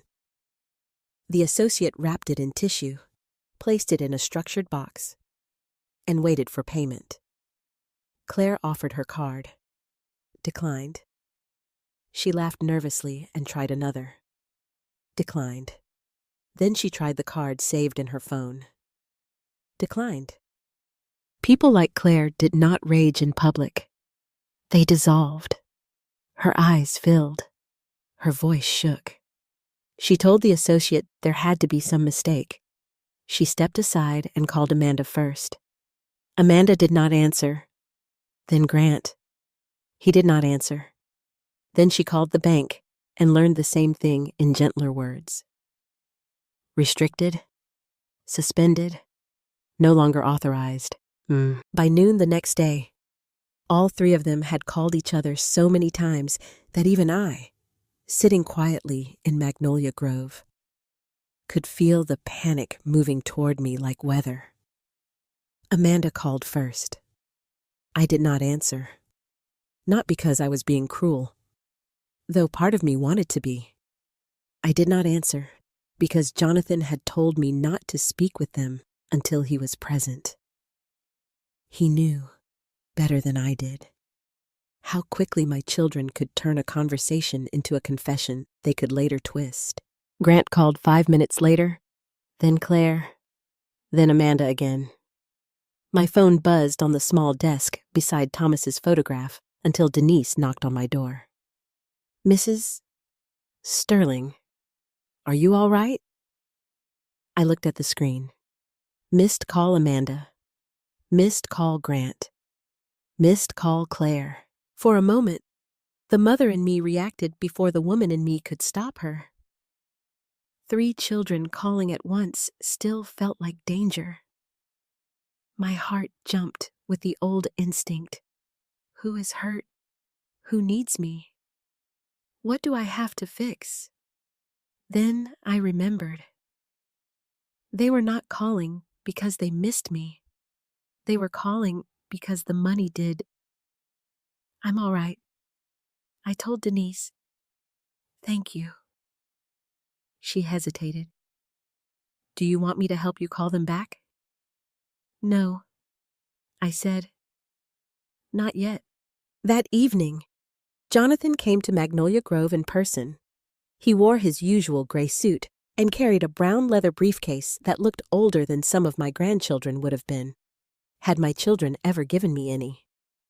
He greeted Denise politely, signed in at the front desk, and came to my room with the steady patience of a man who understood that justice often begins quietly. They've noticed, he said. I assumed so. He sat in the chair near the window. The bank confirmed the protective freeze went into effect at 9 a.m. yesterday. All cards linked to discretionary beneficiary access are suspended. No new withdrawals, no advances, no transfers without trustee review. I looked down at my hands. So it's done. The first part is done. The first part. Those words frightened and comforted me at the same time. What did they say to the bank, I asked? Jonathan's mouth tightened. Amanda claimed there had been fraud. Grant threatened legal action. Claire cried. I closed my eyes. There they were, my children, stripped down to their truest habits. Amanda controlled. Grant threatened. Claire wept. And what did the bank tell them that only the primary grantor could activate that clause? I opened my eyes. Me. You. Jonathan said. For years, I had thought of myself as a mother first, business owner second, widow always, woman somewhere far behind. But in the language of the trust, I was something my children had forgotten. Primary grantor, the person who built it, the person who funded it, the person who still had rights. Outside my window, the Magnolia Grove courtyard was turning gold in the late afternoon light. A woman in a wheelchair laughed as an aide adjusted a blanket over her knees. Somewhere down the hall, someone was playing old hymns on a piano slightly out of tune. My phone buzzed again. Amanda. Jonathan looked at it. Then at me. You do not have to answer. I watched the screen until the call ended. Then a message appeared. Mom, what did you do? Not are you okay? Not we're sorry. Not, can we come see you? What did you do? I felt something inside me settle into place. All my life, I had been afraid that setting boundaries would make me less loving, that saying no would make me hard, that protecting myself would mean I had failed as a mother. But sitting there in that room they had chosen for me, watching their panic arrive through a phone screen, I understood something with painful clarity. They had mistaken access for love, and I had mistaken sacrifice for proof. Jonathan reached into his briefcase and removed a folder. There is more. Rebecca, he said. I looked at him. The freeze will stop the immediate spending. But if we are going to prove financial abuse, coercion, and abandonment under the trust terms, we need a full audit. How far back? He paused. 7 years. The number landed between us heavily. 7 years of dinners, charges, transfers, reimbursements, emergency requests, gallery expenses, real estate losses, club fees, luxury purchases, and signatures I had given because I believed love should be generous. 7 years of my motherhood turned into statements.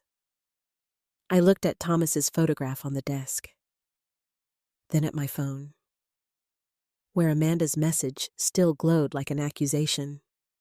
Mom, what did you do?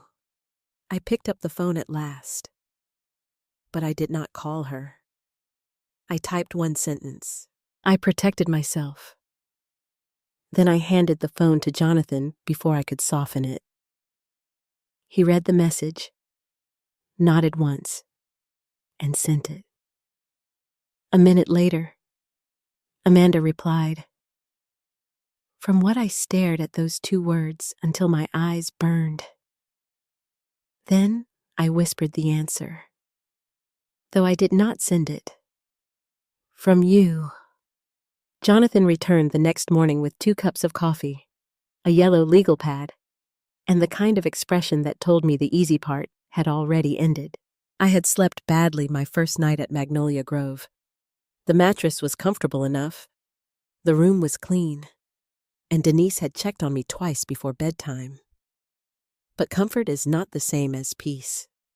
Every time I closed my eyes, I saw my children leaving the parking lot, Amanda walking fast, Grant turning away, Claire looking back once and still choosing to go. By morning, I had learned that abandonment does not always arrive with shouting. Sometimes it comes with a welcome packet, a private suite, and children who promise to check in soon. Jonathan set the coffee on the small desk beside Thomas's photograph. You look tired, he said. I am tired. Do you want to wait? No, I said. I have waited long enough. He nodded, opened his briefcase, and took out a thick folder labeled Sterling Family Trust. I stared at it for a moment. I remembered the day I signed those papers years earlier in Jonathan's office. Back then, the trust had seemed like something responsible people did when they had worked hard enough to have something worth organizing. I had thought of it as a gift to my children, a way to spare them confusion after I was gone. I had not imagined it would one day become a shield while I was still alive. Jonathan placed the folder between us. Rebecca, before we go further, I want you to understand something clearly. The freeze was not revenge, it was enforcement. I gave a faint smile. You sound like a lawyer. I am a lawyer. You know what I mean. His face softened. I do, and I need you to hear it anyway. What you did was lawful, documented, and consistent with the trust terms. Your children had discretionary access. They did not own those accounts. They did not own the company. They did not own the house. They had privileges, not rights. Privileges, not rights. Those words moved through me slowly, almost painfully. How many times had I treated their privileges like obligations? How many times had I believed that because I could help, I must help, that because I had built something, they were entitled to spend it? Jonathan opened the folder to a tabbed section. When we revised the trust 11 years ago, I recommended a founder protection clause.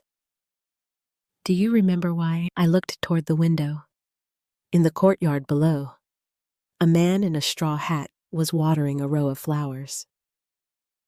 His hand shook slightly, but he kept moving with careful patience. You said family money can bring out fear. I said family money can bring out fear, entitlement, and control. Jonathan corrected gently, especially when the person who created the wealth grows older. I didn't like hearing that. No parent does. I remembered sitting across from him then, offended on behalf of my own children. Amanda had just gotten involved with a charity board. Grant was working on his first real estate deal. Claire was trying to become an artist. They were flawed. Yes, but they were mine. I thought Jonathan's warning sounded cold. Now cold sounded like wisdom. He turned the folder toward me and tapped a section with his pen. The clause states that if there is credible evidence of financial exploitation, coercion related to medical or residential decisions, attempted improper control over assets, or abandonment of the grantor after forced relocation, beneficiary access can be suspended pending review. I read the words slowly. Financial exploitation, coercion, forced relocation, abandonment. Each phrase felt formal, almost sterile. But behind each one was a moment I had lived. Amanda sliding papers across my coffee table. Grant talking about trapped equity. Claire crying when I asked questions. My spare keys in Amanda's hand. My suitcase on a strange bed. My children leaving. What counts as credible evidence, I asked. Jonathan took out another folder. Thinner, but heavier in its own way. This does. Inside were copies of my journal entries. Dr. Patricia Lowell's medical evaluation. The limited forms I had signed. The unsigned power of attorney. Emails from Amanda asking Magnolia Grove about intake before I had agreed. And preliminary banking records showing irregular charges from the trust-linked cards. I touched the edge of the journal copies. You made copies of these, with your permission. I know. I swallowed. It just feels strange seeing my pain organized. Jonathan's eyes softened. That is often what evidence is, Rebecca. Pain organized well enough that other people cannot ignore it. I looked down at the documents again. There was the dinner. There was the doctor's appointment. There was the family meeting. There was the move. For weeks. I had felt as if I were losing my mind because my children kept telling me love looked like control. But here, on paper, the pattern was clear. They had not simply worried. They had planned. Jonathan continued. The bank acted because you are the primary grantor and because the trust language gives you the right to trigger a protective review. The co-trustee authority remains with you and the independent fiduciary office. Not Amanda, not Grant, not Claire.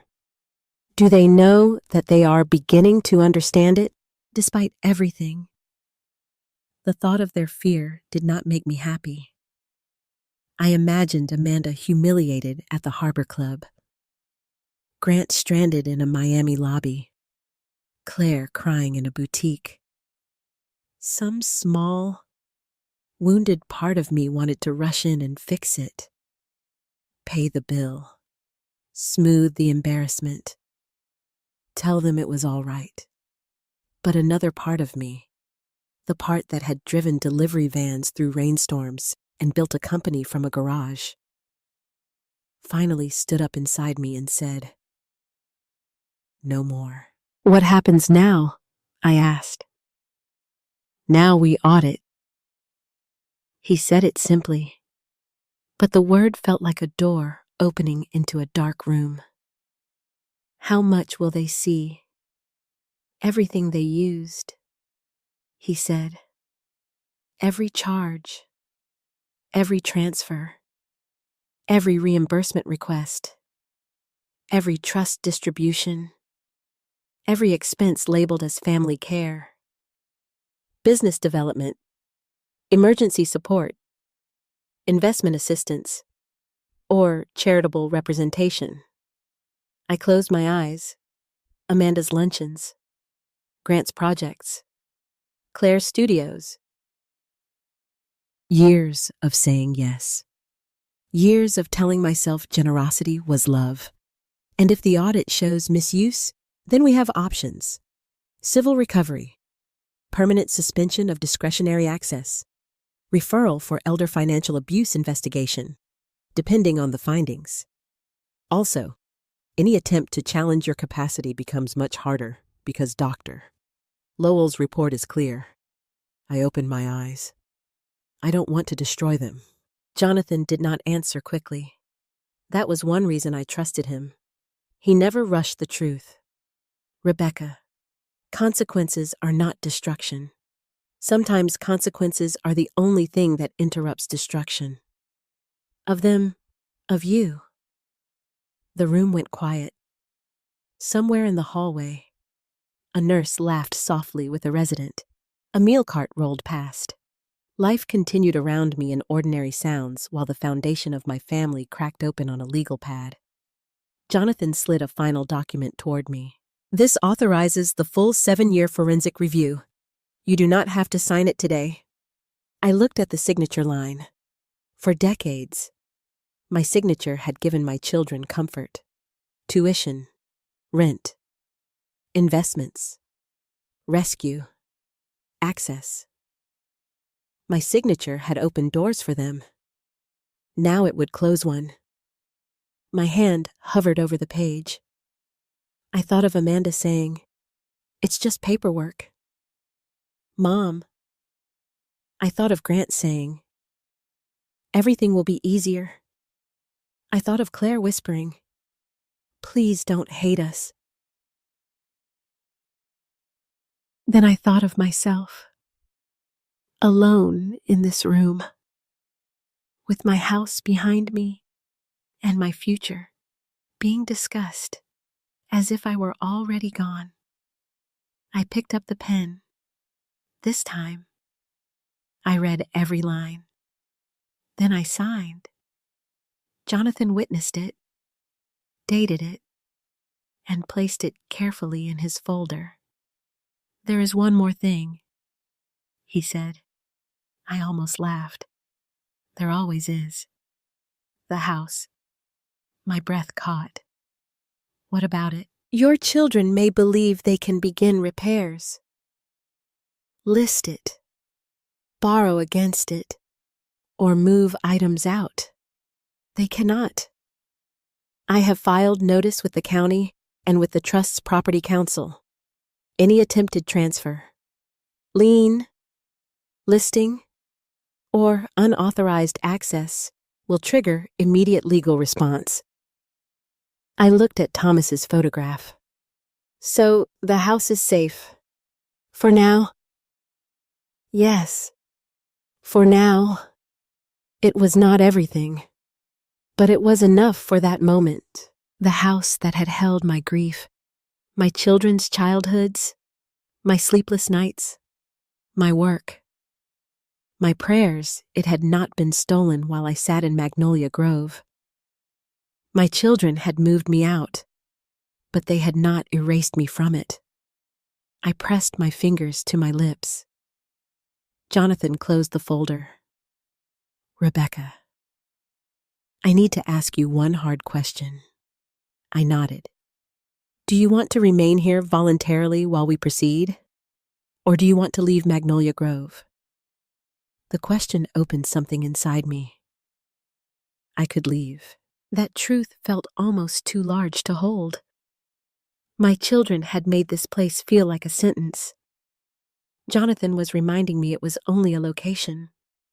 I looked around the room, the pale blue bedspread, the small desk, the clean window, Thomas's photograph, my Bible, the suitcase still half full.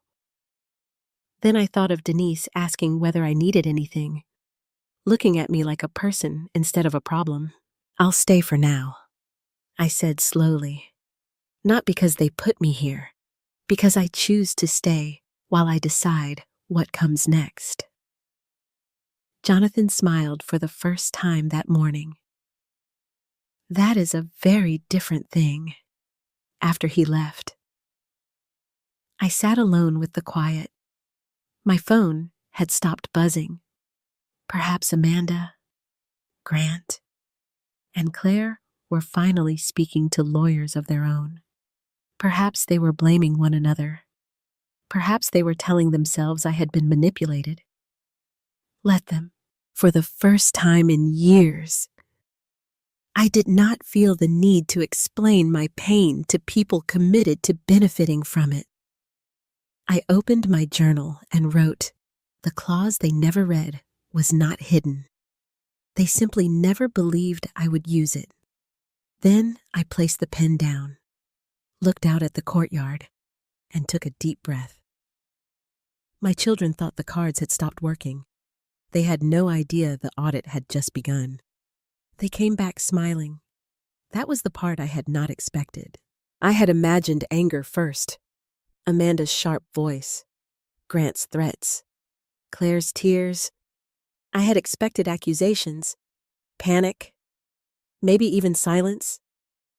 But 3 days after the cards stopped working and the audit began, all 3 of my children appeared at Magnolia Grove with flowers, pastries, and the kind of bright expressions people wear when they are trying to repair a broken window by hanging curtains over it. Denise knocked on my door that morning. Mrs. Sterling, she said carefully. Your children are here. I was sitting by the window with my Bible open on my lap, though I had not read a full sentence in 20 minutes. My eyes kept moving across the same line without absorbing it. Since Jonathan had left, my phone had been quiet. And somehow that quiet had been worse than the calls. Quiet gave imagination too much room. All 3, I asked. Yes. Ma'am. I looked at Thomas's photograph on the desk. Well, I said, closing the Bible. I suppose the frozen cards finally taught them where I live? Denise tried not to smile.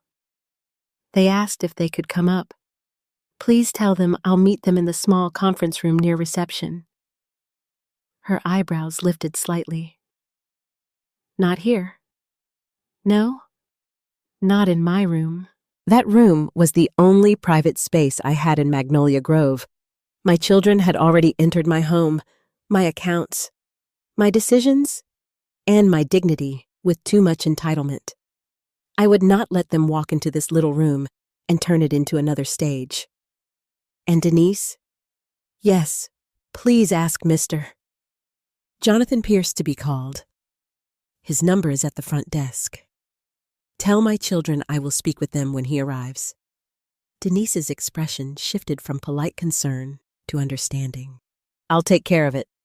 40 minutes later, I walked into the conference room wearing a lavender blouse, pearl earrings, and the calmest face I could manage. My knees hurt a little, but I refused to let my walk show it. Pain is one thing. Weakness is another. And that day, I had no intention of giving my children either. Amanda stood first. "Mommy," she said. "Mommy." I had not heard that word from her in years. She came toward me with open arms, smiling as if we had simply had a little misunderstanding over holiday plans. Her perfume reached me before her hands did. Expensive and floral and false. I stepped back. Her arms paused in the air before she lowered them. "Rebecca," Jonathan said from behind me, his voice steady. "Why don't you sit here?" He pulled out the chair at the head of the table. Amanda's eyes flicked toward him, irritation passing over her face before she covered it with concern. "Of course," she said. "We're glad you're here too. Jonathan, maybe you can help clear up this terrible confusion?" Grant sat with his jaw tight. His fingers locked together on the table. He had not shaved. That small detail told me more than his expression did. Grant always shaved before battle. If he had not, he was either frightened or unraveling. Claire sat beside him, holding a white bakery box in her lap as if it were an apology. "I brought those lemon tarts you like," she said softly. "You brought the ones you like," I replied. "I prefer peach." Her face crumpled for half a second. "Good," I thought, then hated myself for thinking it. Amanda placed a bouquet on the table. White roses. The kind people send to hospitals, funerals, and women they have wounded but not yet apologized to. "Mom," she began. "We came because things have gotten completely out of hand." I looked at her. "Have they?" "Yes," she said quickly. "The bank has made some absurd mistake. Cards frozen, accounts restricted, calls being routed through legal review. It's humiliating. Humiliating. Not heartbreaking. Not alarming. Humiliating." Jonathan opened his folder but did not speak. Amanda continued. "We understand you were upset about Magnolia Grove. Maybe we moved too quickly. Maybe we should have included you in more of the details." "More of the details?" I repeated. Grant leaned forward. "Mom, nobody abandoned you." The word landed hard on the table. I had not said it. He had. Claire began to cry immediately. "We would never abandon you," she whispered. "You know that." I looked at my youngest child and remembered her at 5 years old, climbing into my lap after a nightmare. I remembered the weight of her small body, the smell of baby shampoo in her hair, the way she trusted me to make monsters disappear. Now she was asking me to make the monster of her own choices disappear. "You left me here," I said. Amanda's smile stiffened. "For your safety. You took my spare keys. To coordinate repairs. There were no repairs scheduled." Grant looked away. "You brought a power of attorney document to my living room." Amanda exhaled sharply. "A standard precaution. You called Magnolia Grove before I agreed." Claire wiped her eyes. "You discussed my trust before you discussed my loneliness." I said. That silenced them. For the first time since they entered, None of them knew what face to wear. Jonathan finally spoke. This conversation is being documented. For everyone's protection, I have Rebecca's consent to record this meeting, and Magnolia Grove's administrator has agreed to serve as a witness if needed. Amanda's head snapped toward him. Record, she said. Yes, we're her children. And that does not exempt this conversation from documentation, Jonathan replied. Grant's voice dropped. Is that really necessary? I looked at him. If everything you did was loving, why are you afraid of it being recorded? His mouth closed. Amanda leaned back, anger finally showing through the polish. Mom, I don't recognize you like this. There it was. The oldest punishment children use on aging parents who finally resist. You are not yourself. But I was myself. More myself than I had been in years. No. Amanda, I said quietly, you don't recognize me without access. Her face changed as if I had slapped her. Claire sobbed once into a tissue. Grant stared at the table.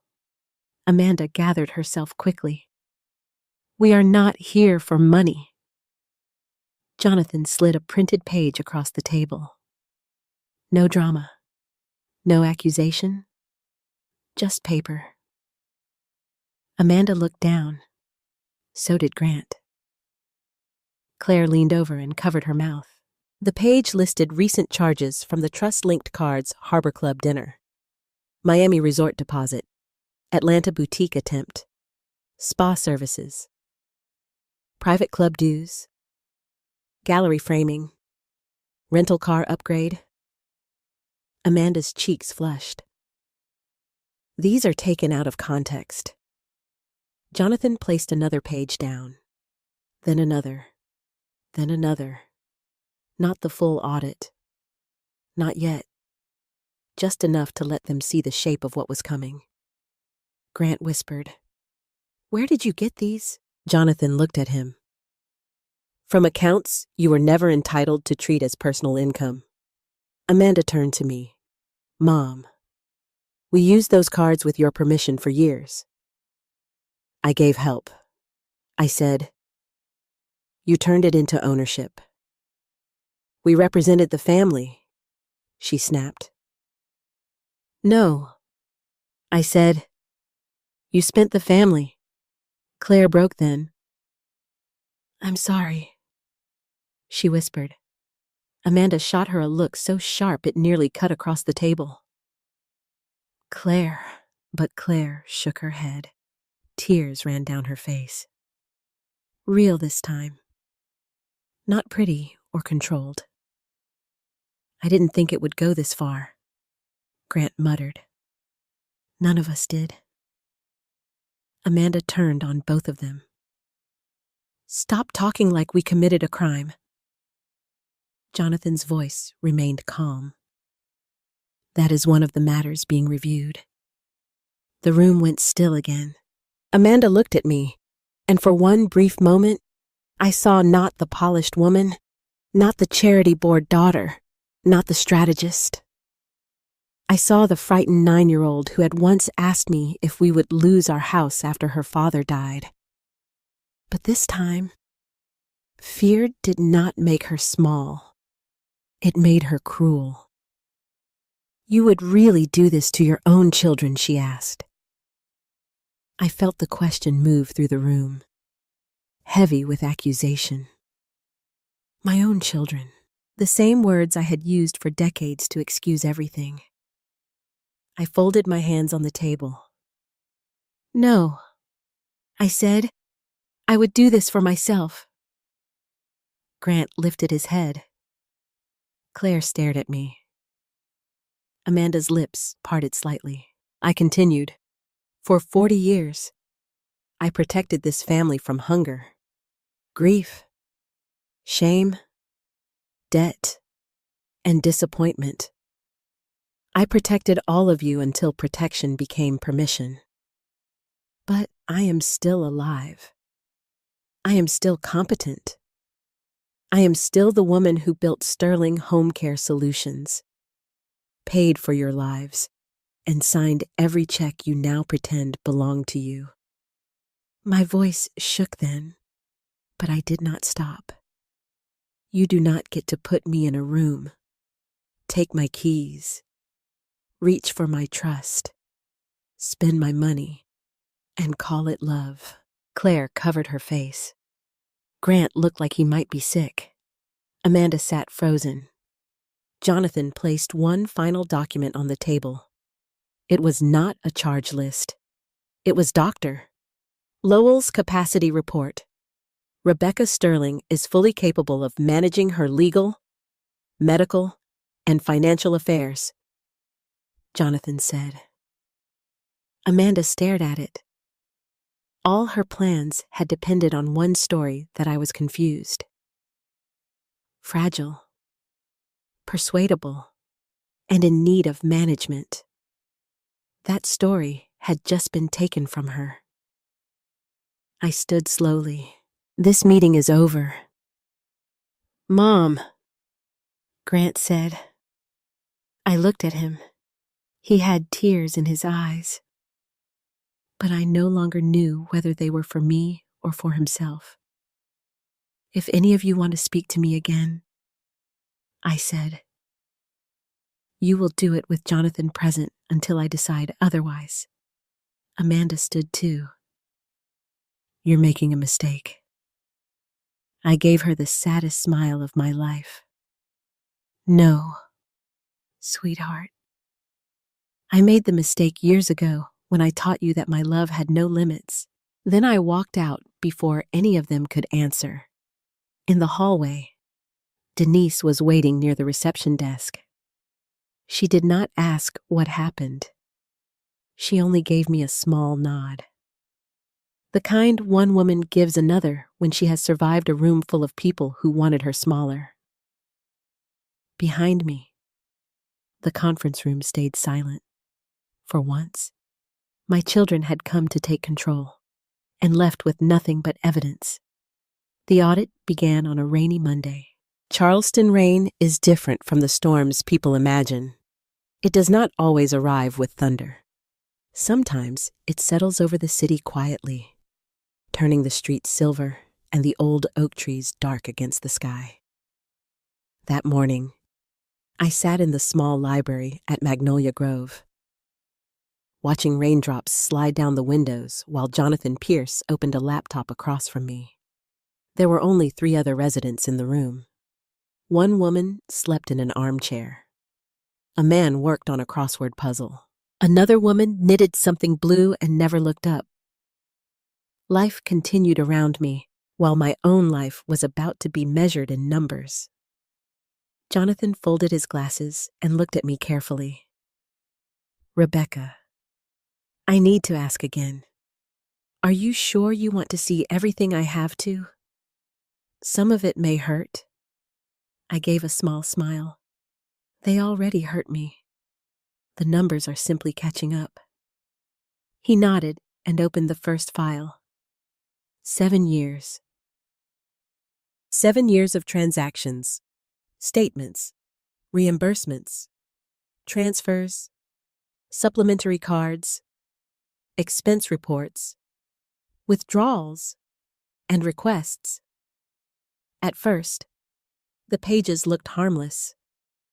Restaurant charges, hotel deposits, business dinners, travel expenses, family support, emergency assistance.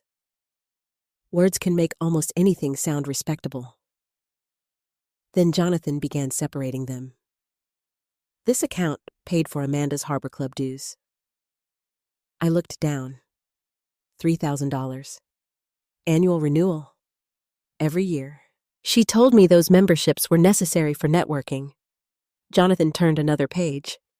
Designer boutiques, spa packages, luxury hotel weekends. private fundraising dinners. One charge caught my attention. A personal stylist. $5,800. I stared at the number.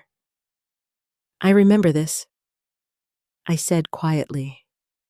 Jonathan looked up. She told me she needed help preparing for a hospital foundation gala. She said appearance mattered. And what did you tell her? I looked out at the rain. I told her to buy whatever she needed. For years, I had confused generosity with encouragement. Amanda always knew how to frame her desires as investments. Not in herself, in the family, in the company, in the sterling name. But the receipts told a different story. Jonathan slid another stack toward me.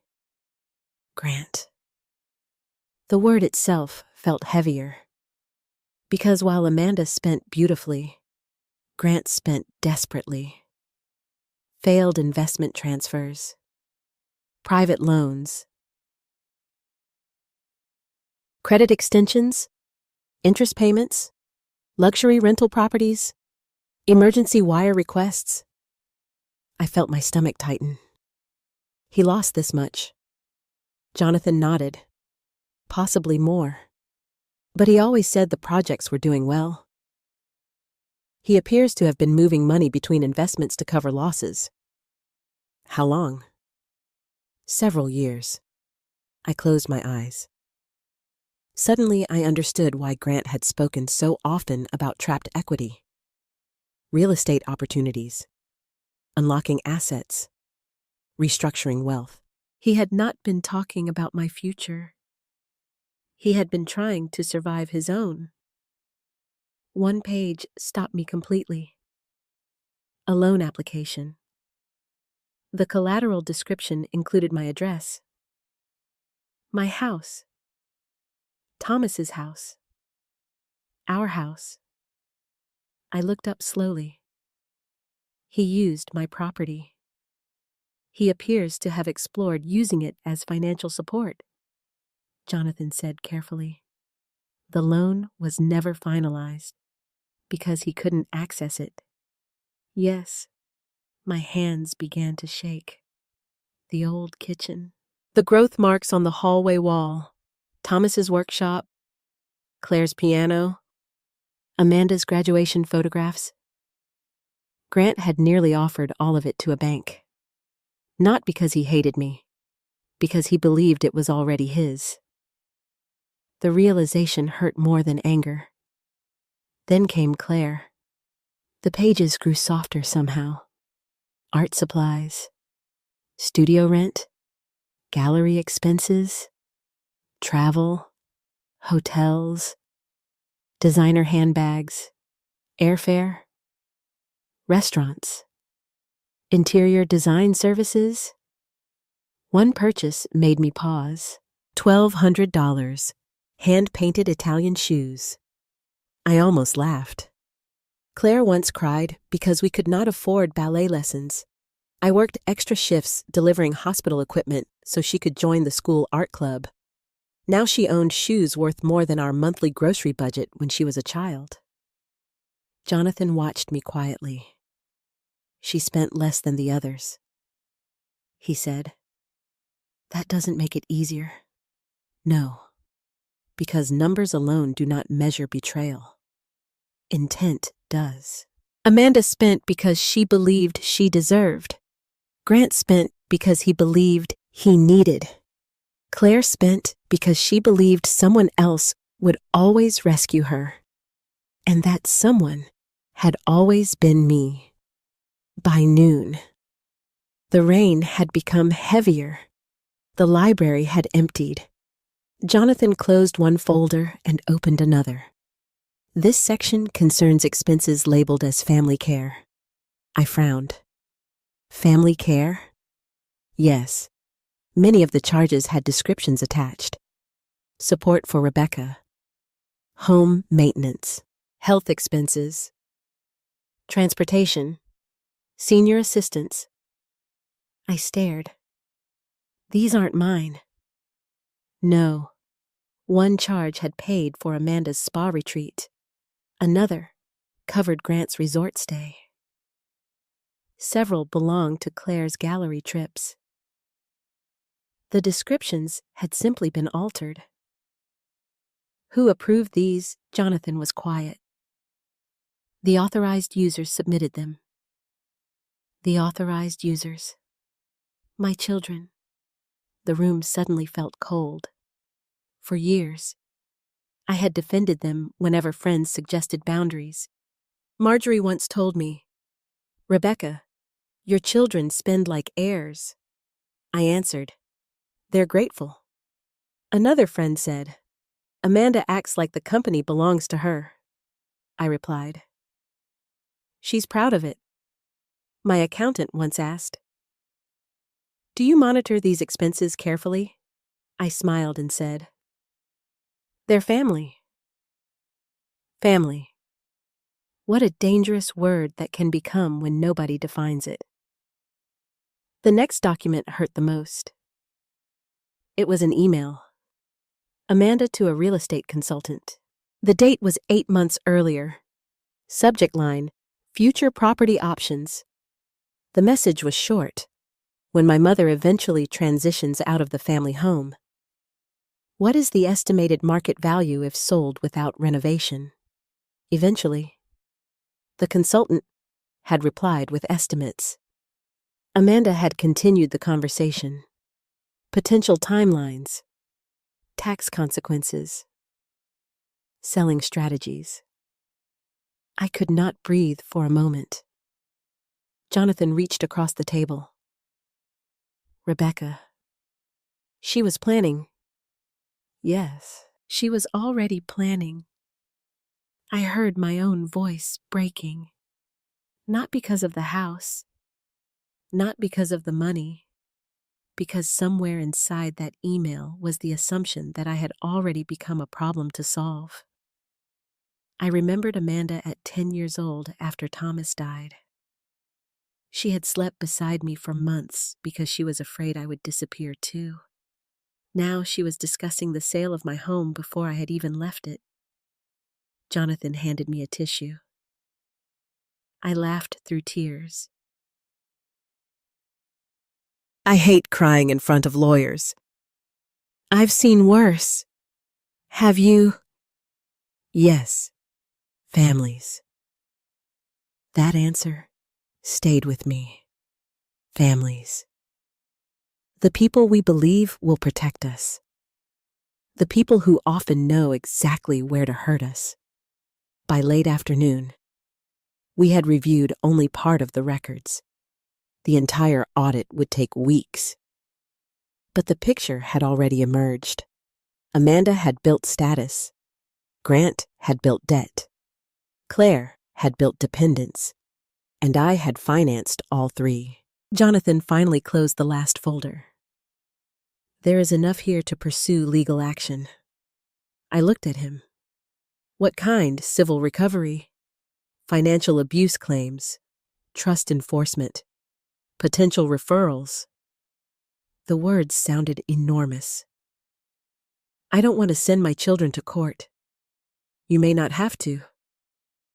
What if they apologize? He considered that. Apologies and accountability are not the same thing. Outside. The rain had finally stopped. A thin band of sunlight appeared beyond the clouds. For several minutes, neither of us spoke. Then Jonathan said something unexpected. Grant requested a meeting. I looked up. Grant.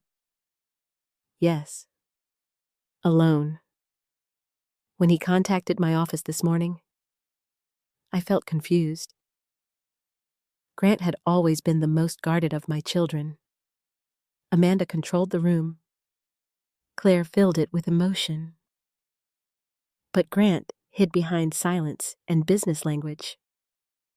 What did he say? Jonathan opened his notebook.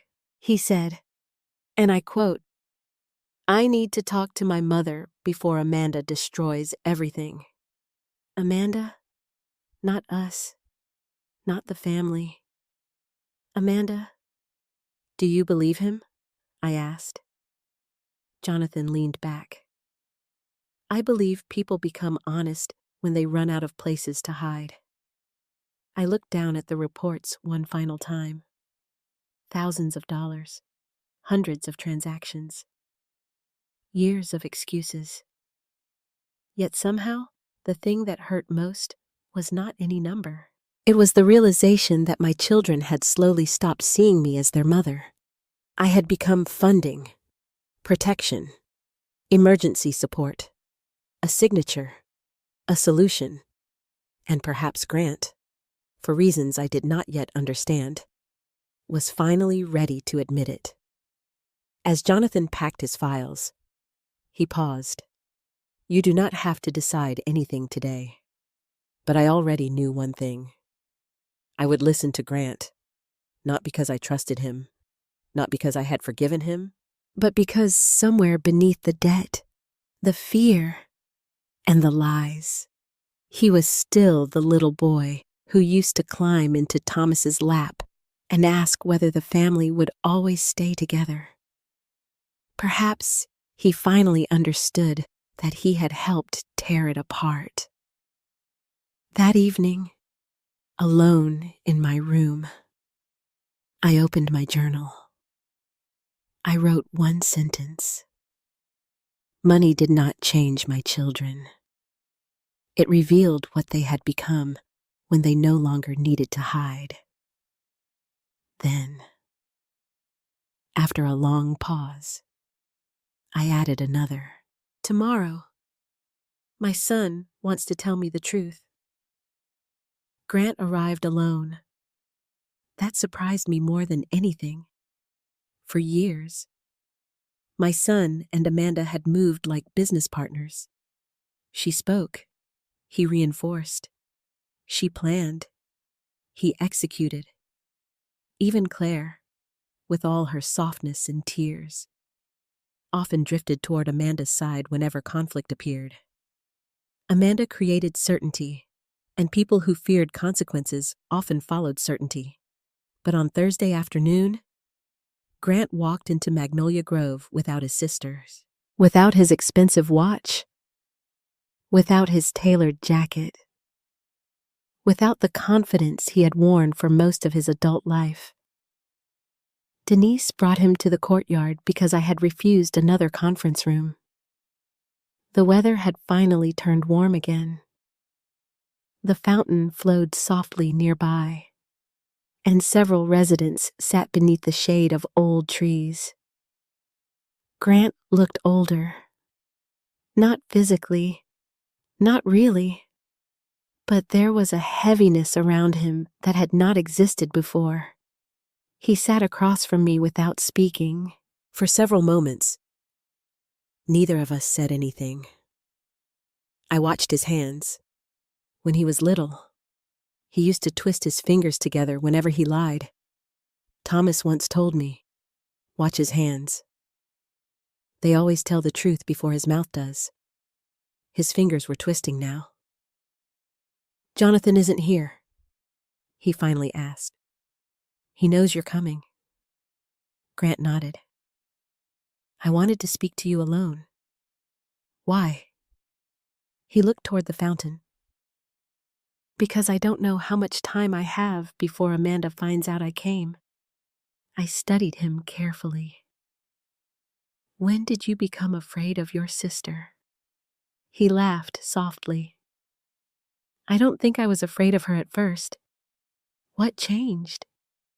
She started making sense. The answer settled between us. Grant leaned back in the chair. After Dad died, Amanda became the strong one.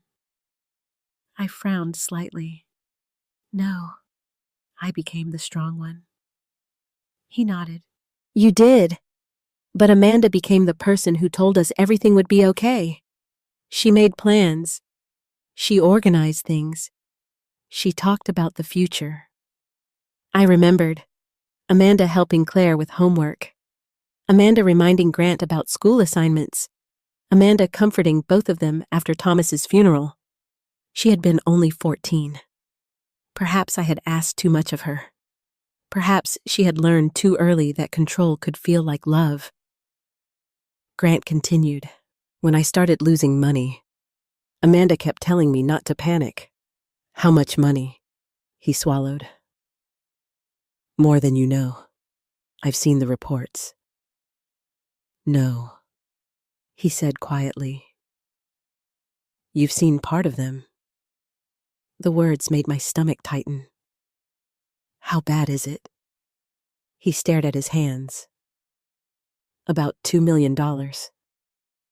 I felt the air leave my lungs. 2 million. Not poor decisions. Not temporary setbacks. $2 million. Went over 5 years. How? He laughed bitterly. Pride. The answer sounded honest. He explained slowly. Bad investments, construction delays, loans, interest, investors demanding returns, projects collapsing, money borrowed to save money already lost. I kept thinking the next deal would fix everything. And Amanda knew. He nodded. She helped me. Helped you. She found money. The fountain continued behind us. Birds moved through the trees. Somewhere nearby, one of the residents laughed. Normal life surrounded words that no mother wants to hear. What kind of money? Grant finally looked at me. Trust distributions. I approved many of those. Yes, but not all. His silence answered. My chest became tight. Grant. He closed his eyes. Amanda said it was temporary. Temporary. The favorite word of people asking for things that never return. She said the trust belonged to us eventually anyway. She said you always wanted to help. She said we were protecting the family. The family from what? From losing everything. I almost laughed. The irony hurt. They had been willing to lose me in order to save themselves. Did Claire know? Not at first. And later, she knew some things.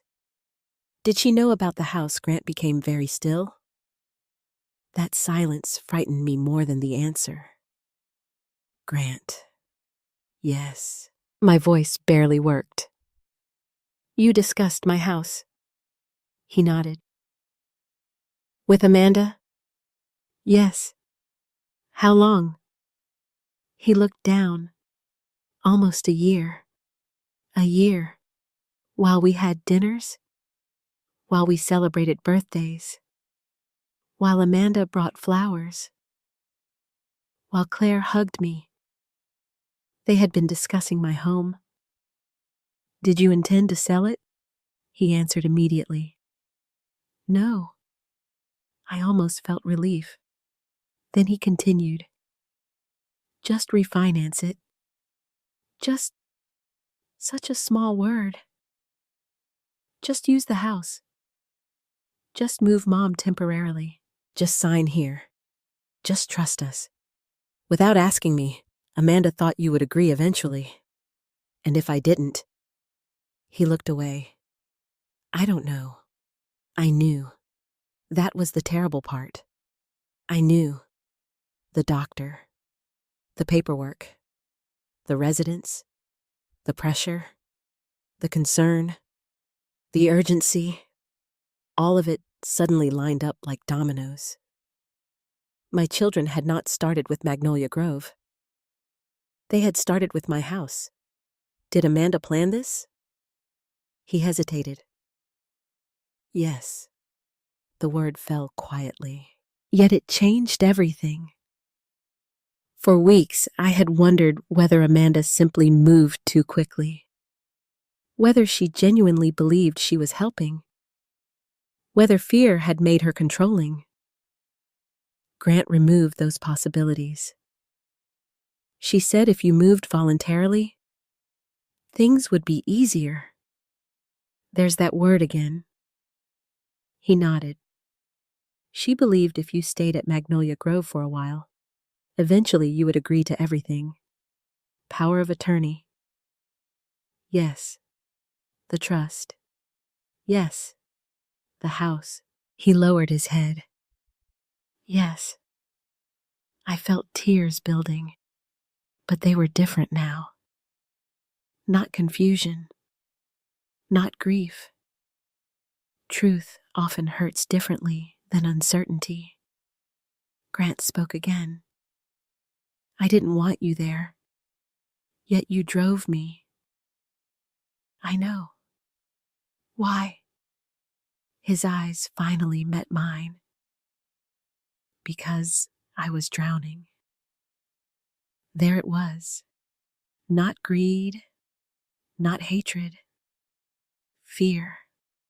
My son had become so frightened of losing his life that he helped take mine apart. That realization did not excuse him, but it explained him. I thought if Amanda fixed everything, we could all survive. And now, he laughed softly. Now I realize Amanda was never fixing anything. What was she doing? He looked toward the fountain. Winning. That word described Amanda more accurately than any diagnosis ever could. Winning. Control. Order. Outcomes. She had spent years organizing the world around her until people became projects. Even me. Why are you telling me this? Grant's eyes filled. Because despite everything, he was still my son. Because when the card stopped working, Amanda became someone I didn't recognize. What do you mean, she blamed you? I looked at him. She said you were being manipulated. She said Jonathan poisoned you against us. She said if you wouldn't cooperate, then legal action might force the issue. Legal action. Against me. My own daughter. Force what competency review? I became cold. Doctor. Lowell. The appointment. The questions. The documentation. Suddenly, I understood. Amanda had not simply wanted reassurance. She had wanted evidence, and when the evidence failed her, she had considered finding another path. Did Claire know? I don't think so. And you? He looked ashamed. I didn't stop it. No, he had not. But today, he had walked into Magnolia Grove alone. Sometimes courage arrives very late. Sometimes it arrives after damage has already been done. But it still matters. I sat quietly for several moments. Grant finally spoke. Are you going to destroy us? The question sounded almost childlike. Destroy us? As if consequences and destruction were the same thing. I don't know. He nodded. That's fair. I don't want to hurt you. I know. But I can't save you anymore. His face broke then. Not dramatically. Not loudly. Just a man reaching the end of a story he had been telling himself. I miss Dad. He whispered. The words surprised me. So did my own tears. I do too. He would hate me. I thought about Thomas. Steady Thomas. Honest Thomas. The man who repaired broken chairs instead of throwing them away. No, I said softly. He would be disappointed. Grant cried. A 50-year-old man sitting beside a fountain in a retirement community. A man who had nearly lost his mother while trying to save himself. I let him cry. For years, I had rushed to rescue my children from pain. Perhaps pain was finally teaching him something I could not. After several minutes, He wiped his eyes. There's one more thing. My heart sank. There always is. He managed a weak smile. Amanda has been meeting with another attorney. For what I don't know everything. What do you know? She thinks she can challenge parts of the trust? I became very still. Based on what Grant looked directly at me. Your age. The fountain continued flowing. The residents continued talking. The sky remained blue, and somewhere beyond Magnolia Grove, my daughter was preparing for another battle. Not against Jonathan. Not against paperwork. Against me. Grant stood slowly. I'm sorry. Mom. The words finally sounded real. Not polished. Not strategic. Not useful. Just painful. I looked at my son, the boy who once held my hand crossing streets, the man who nearly helped take my home. I believe you're sorry. His eyes filled again. But that doesn't make everything right. No. He nodded. No, it doesn't. As he walked toward the parking lot, he stopped once and turned back. She won't stop, he said. Who? Amanda. Then he left. I sat alone beside the fountain for a long time. The truth had finally begun arriving. But truth has a strange quality. It heals. And it wounds. That afternoon, I called Jonathan. We need to meet. His voice became serious immediately. What happened? I looked toward the empty gate where my son had disappeared. Grant finally told me why my daughter wanted me gone. Amanda filed the petition on a Monday. Jonathan called me at 8:17 that morning. I remember the exact time because I had just finished breakfast in Magnolia Grove's dining room. Denise had convinced me to join the other residents instead of eating alone in my room. I was beginning to know their names. Eleanor liked crossword puzzles. Frank had been a history teacher. Ruth always carried peppermint candies in her purse and offered them to everyone as if sugar could repair the world. For the first time since arriving, I had laughed at breakfast. Then my phone rang. Rebecca, Jonathan said. I need you to stay calm. No lawyer says those words before good news. I set my coffee down. What happened? Amanda filed a petition for competency review. The room seemed to go quiet around me.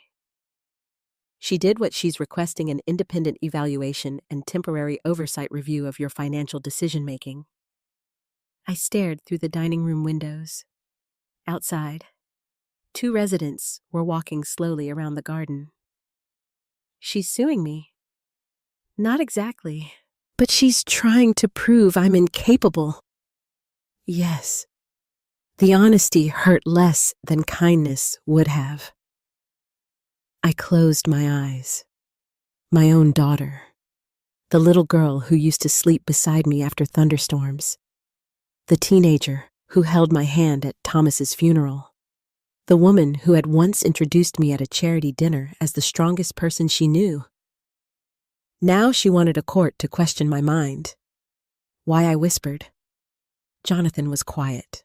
Because if she can create doubt, she can challenge the trust protections. I sat very still. So Grant was right. Yes. A nurse passed by my table and smiled. I smiled back automatically. People do not realize how strange grief can be. Sometimes your world breaks while someone is asking whether you want more coffee. When do I need to respond? We already are. We, Rebecca. This is exactly why we documented everything. I exhaled slowly. The doctor's report. The journal. The meeting, the recordings, the audit. Suddenly, I understood why Jonathan had insisted on every detail. Amanda had not been preparing for a family conversation. She had been preparing for a case. That afternoon, Jonathan came to Magnolia Grove. This time, we met in the administrator's office. The administrator, Linda Matthews, sat beside us. She was a woman in her 60s with silver hair and kind eyes who had watched my children visit, watched them leave, and watched me slowly begin to breathe again. Jonathan placed the petition on the desk. Amanda Whitman, petitioner. Rebecca Sterling, subject. I stared at the word. Not mother, not founder, not widow, not Rebecca. Subject. Amanda claimed several concerns: advanced age, questionable financial decisions, isolation, outside influence, possible diminished judgment. I read each phrase twice. Outside influence. That was Jonathan. Isolation. That was Magnolia Grove. Questionable financial decisions. That was me freezing access to money that belonged to me. She actually wrote these things. Jonathan nodded. Linda looked genuinely upset. She seems very concerned, she said carefully. I almost laughed. Concern. That beautiful word people use when control sounds ugly. Jonathan opened another folder. We respond with facts. He laid the evidence across the desk.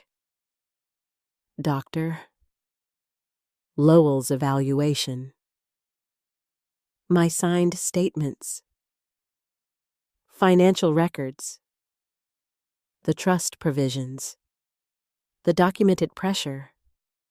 The attempted power of attorney. Amanda had brought assumptions. Jonathan had brought paper. Will she win? I asked. No. The answer came immediately. Are you sure as lawyers are ever allowed to be? But she can still do this. Yes. That was the hardest truth. Children can hurt their parents legally. Not because they are right. Because they can. After Jonathan left, I returned to my room feeling older than I had in years. Thomas's photograph sat beside the window. I picked it up. You would know what to do, I whispered. Of course he would not. Thomas had been many things, but he had never imagined our children becoming this. None of us had. Around 4 o'clock, Denise knocked. Mrs. Sterling. Yes, there's a visitor. I assumed it was Claire. It was Amanda. Alone. She stood in the hallway wearing a cream-colored coat and carrying no flowers. No pastries. No gifts. Just herself. I only need a few minutes. I almost refused. But something inside me wanted to see her. The real Amanda. Not the polished daughter. Not the charity board member. Not the strategist. Just my child. She sat in the chair beside the window. Neither of us spoke at first. Finally, I said, You filed papers against me. She folded her hands. I filed protections. No. Her eyes met mine. No. I repeated. You filed papers against me. Amanda looked tired. For the first time in years, she looked older than her age. You don't understand what's happening. Then explain it. She stood and walked toward the window.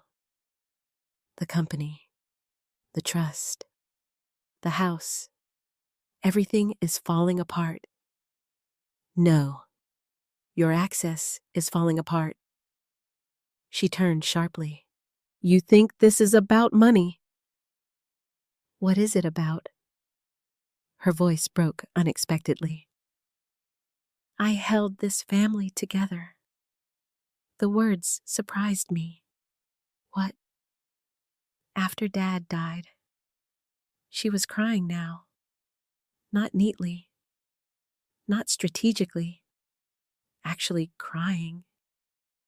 You worked all the time. You had to. I know that. But somebody had to make sure Grant did his homework. Somebody had to help Claire sleep. Somebody had to act like things were normal. I listened. I was 14. Her voice shook. I was 14 years old, and everyone kept telling me to be strong because Mom needed help. Memories came rushing back. Amanda packing lunches. Amanda helping Claire dress. Amanda reminding Grant about school projects. I had thought she was responsible. Maybe she had been frightened. I spent my whole life fixing things. She whispered. I said nothing. When Grant started losing money, I fixed it. You used mine. Yes. When Claire needed help, I fixed it. You used mine. Yes. When you decided I should leave my home. Her tears fell harder. I was fixing that too. I looked at my daughter. Suddenly, I could see both versions at once. The frightened 14-year-old. The controlling 50-year-old. The child who carried too much. The woman who believed carrying everything gave her ownership. You never asked me, I said softly. I knew what was best. No. She lowered her head. No, I repeated. You knew what felt safest for you. She sat down again. I was afraid. Of what? Losing everything. There it was. Not losing me. Everything. The house, the trust, the company, the structure, the future. Amanda looked up. When the cards stopped working, I realized how much depended on you. I smiled sadly. You should have realized that when I was working 60 hours a week. She began crying again. For the first time, I did not rush to comfort her. Not because I lacked compassion, because she needed to sit inside her own truth. After several minutes, she spoke quietly. I withdrew the petition. I blinked. What? This afternoon. I stared at her. I called my attorney. Why? She wiped her face. Because Grant told me he met with you. Of course. He told me what he said. And he said you looked at him the same way Dad used to. I felt my throat tighten. What way? Disappointed. She laughed softly through tears. I can survive people hating me. I don't think I can survive disappointing Dad. For several moments, neither of us moved. Then I asked the question that had lived inside me for weeks. Did you love me? Amanda looked shocked. Mom. No. Answer me. She cried openly now. I love you more than anyone. Then why did you do this? The answer came quietly. Because I stopped seeing you as a person. The honesty took my breath away. I saw responsibilities. problems, decisions, risks. I forgot you were still my mother. There it was. The thing I had been mourning all along. Not the money, not the house, not even Magnolia Grove. The loss of being seen. Amanda stood. I don't expect forgiveness. I nodded. Good. She almost smiled. You always become terrifying when you're honest. I learned from your father. At the door. She stopped. I withdrew the petition. I believed her, not because she cried, not because she apologized, because for the first time in years, Amanda had surrendered control. After she left, I sat beside the window until sunset. The courtyard turned gold. Residents walked slowly toward dinner. Thomas's photograph rested beside my hand. For weeks, I had been fighting my children. Today, for the first time, one of them had stopped fighting me. Perhaps that was not forgiveness. Perhaps it was only exhaustion. But somewhere inside me, a very small piece of hope returned. Not hope that things would go back. They never could. But hope that truth, once spoken aloud, might finally begin doing what control never could. It might begin healing.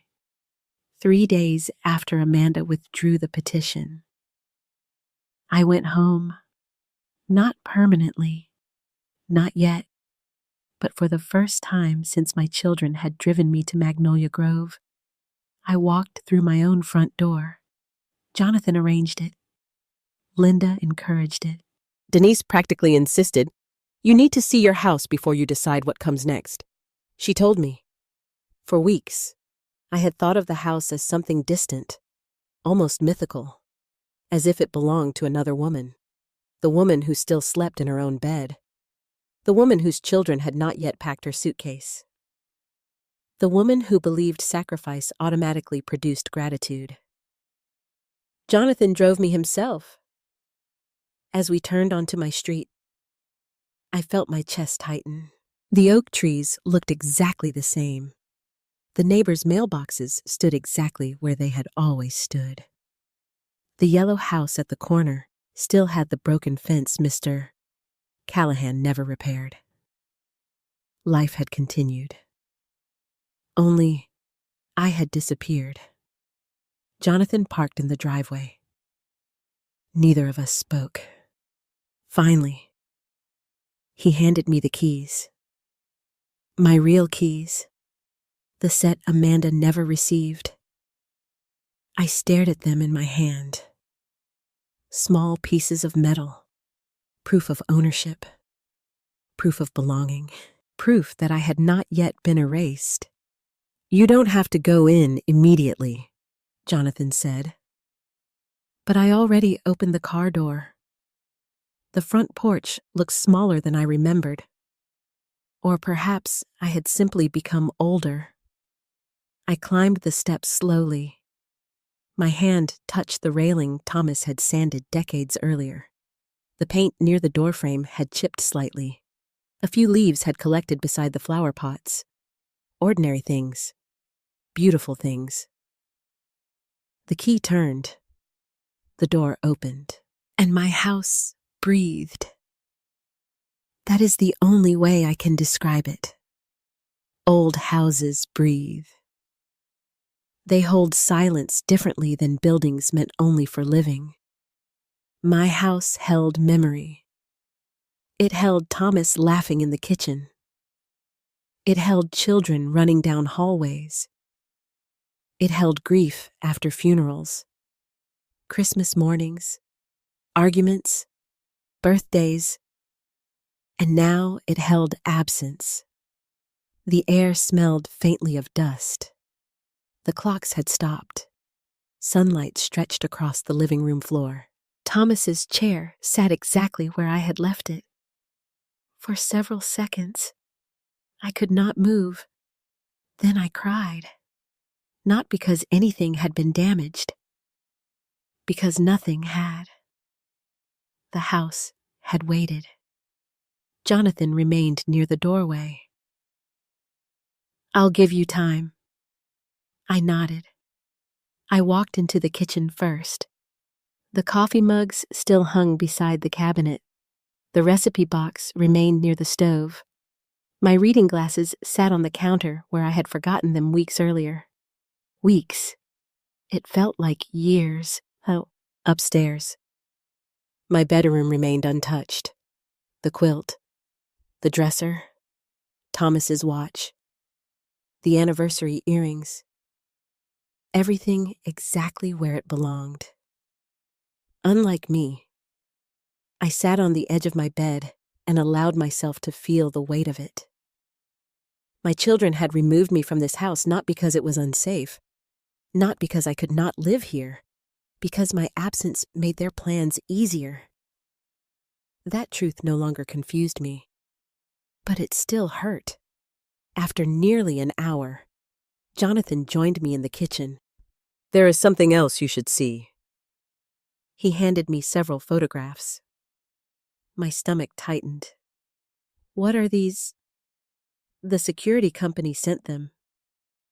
I frowned. "I don't have cameras." "You do now." I looked at him. When the trust protections were activated, I recommended temporary monitoring. The first photograph showed Amanda standing at my front door. The date was 6 days earlier. The second showed Grant beside her. The third showed both of them speaking with a locksmith. I felt cold. "They came here." Jonathan nodded. "The locksmith refused service." "Why?" "He asked whether they owned the property. And they said they were handling family matters." I looked down at the photographs. Amanda, Grant, standing outside my house, trying to enter. When? The day after Amanda filed the petition, the room suddenly seemed smaller. My children had attempted to gain access while simultaneously questioning my competency. The timing could not be ignored. What did they want? We don't know. But I did. Documents, financial records, perhaps jewelry, perhaps simply control. The terrible thing about betrayal is that once you finally see it clearly, you begin understanding events you previously explained away. Grant wanting the keys, Amanda discussing repairs, the urgency, the pressure, the timelines. I sat very quietly. Jonathan spoke gently.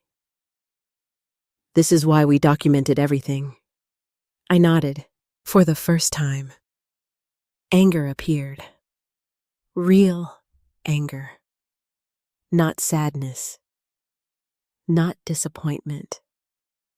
Anger. Because my children had not simply made mistakes. They had made choices. And choices have weight. While we sat in the kitchen, my phone rang. Claire. I stared at the screen. Jonathan said nothing. I answered. "Hello?" Her voice sounded frightened. "Mom, where are you? Why?" "Amanda told me she can't find you." "I'm safe." "I know, but no." "Claire, do you—" Silence. Then she began crying. Not loudly, just softly. "I don't know what's happening anymore." I looked around my kitchen, the refrigerator covered with old magnets, the curtains I had sewn myself, the table where my children once colored with crayons. Neither did I. What do you need? Claire. I need my mother. The words hurt, because she had needed me all along, just not enough to stop what happened. I'm here. I mean, really here. I closed my eyes. For years, Claire had lived inside emotions she did not understand. Amanda organized life. Grant chased success. Claire escaped. Perhaps that was her tragedy. She never learned how to stand inside difficult truths. Come to the house, I said. Jonathan looked at me. I nodded slightly. An hour later, Claire arrived alone. She stepped into the kitchen and immediately began crying. I didn't know. I was growing tired of those words. I didn't know about the petition. I believe you. I didn't know about the house. I looked at her carefully. That one. I wasn't sure I believed. She sat at the table where she had done homework 30 years earlier. The card stopped working, and everything exploded. Money often tells the truth. She looked down. I thought Amanda was helping. So did Grant. And you? I asked it gently. Her answer took time. I thought if I didn't ask questions, nobody would make me choose sides. There it was, Claire's great weakness. Avoidance. She had not been cruel. She had been absent. Sometimes absence wounds just as deeply. She looked around the kitchen. It feels smaller. I smiled sadly. No, we're bigger. She laughed through tears. Do you hate us? The question again. My children all asked it. Not what they had done. Not what I felt. Only whether they remained lovable. I hate what happened. She nodded. That's fair. For nearly an hour we talked. Not about money. Not about the trust. Not about lawyers. We talked about Thomas. About childhood. About fear. Claire finally admitted something. I always thought Amanda was stronger than you. That surprised me. Why? Because she controlled everything. I looked around my kitchen. The company I built. The house I paid for. The family I carried. The grief I survived. Perhaps my children had confused control with strength. Amanda certainly had. But strength is often quieter. It endures. It builds. It stays. As the sun began setting, Claire stood. Are you coming back? The question lingered. I looked around my home. Then I thought about Magnolia Grove, Denise, Linda, the residents, the unexpected peace. I don't know yet. She nodded. For once. She accepted uncertainty. After she left, Jonathan and I sat quietly. The house had become golden with evening light, the same light that had filled it for decades. What do you want? He finally asked. I looked toward the staircase, toward Thomas's chair, toward the photographs, toward the future. For weeks, everyone had asked what should happen to me. Perhaps it was finally time to ask what I wanted. I want to choose my own life. Jonathan smiled. That sounds reasonable. I laughed softly. It took 72 years to become reasonable. As darkness settled outside, I locked my own front door, my key, my house, my decision. For the first time since entering Magnolia Grove, I realized something important. My children had placed me in a nursing home, but they had never truly taken my life. I had simply forgotten that it still belonged to me. 2 weeks later, I moved back home. Not because my children asked me to, not because the lawyers finished, not because the trust issues had been resolved.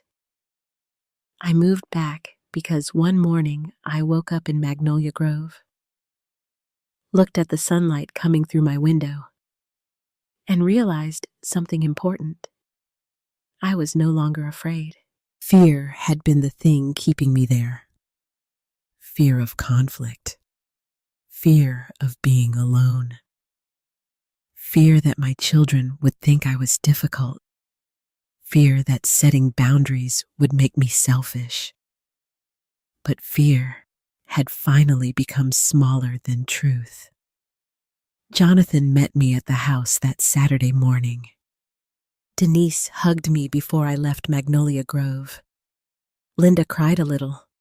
Eleanor gave me a crossword book. Frank shook my hand. Ruth slipped peppermint candies into my purse.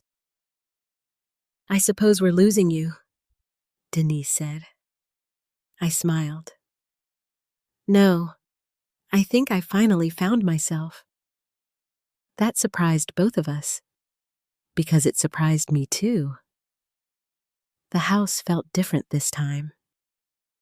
Not because it had changed, because I had. I unlocked the front door and stepped inside carrying only one suitcase. The same suitcase my children had watched me pack before taking me away. Only now, I carried it because I chose to. Jonathan set several folders on the kitchen table. The audit is complete. Those words carried enormous weight. Complete. Weeks earlier, those records had looked like numbers. Now they looked like a map. Amanda, Grant, Claire. Years of spending. Years of entitlement. Years of assumptions. Do I need to read everything? No. What do I need to know? Jonathan sat down. Amanda used approximately $400,000 in discretionary expenses over 7 years. I closed my eyes. Grant, approximately $900,000. My heart sank. And Claire, a little over $200,000. Nearly $1.5 million. Not stolen exactly. Not legally, but certainly not responsibly. So, what happens now? Jonathan folded his hands. That depends on you. There it was again. My choice. After months of everyone deciding what should happen to Rebecca Sterling, the decisions belonged to me. I walked to the kitchen window. Thomas had planted roses beneath that window 30 years earlier. They still bloomed every spring. They had survived storms, heat, insects, neglect. Perhaps families were supposed to survive too. Can they repay it? Jonathan answered honestly. Grant cannot. I nodded. I assumed. Amanda could repay some, and Claire. With time, I stood quietly. Money. Always money. Yet somehow the story had never really been about money. It had been about value. What was I worth once I became old? What was my voice worth? What was my home worth? What was my love worth? That afternoon, I invited my children to the house.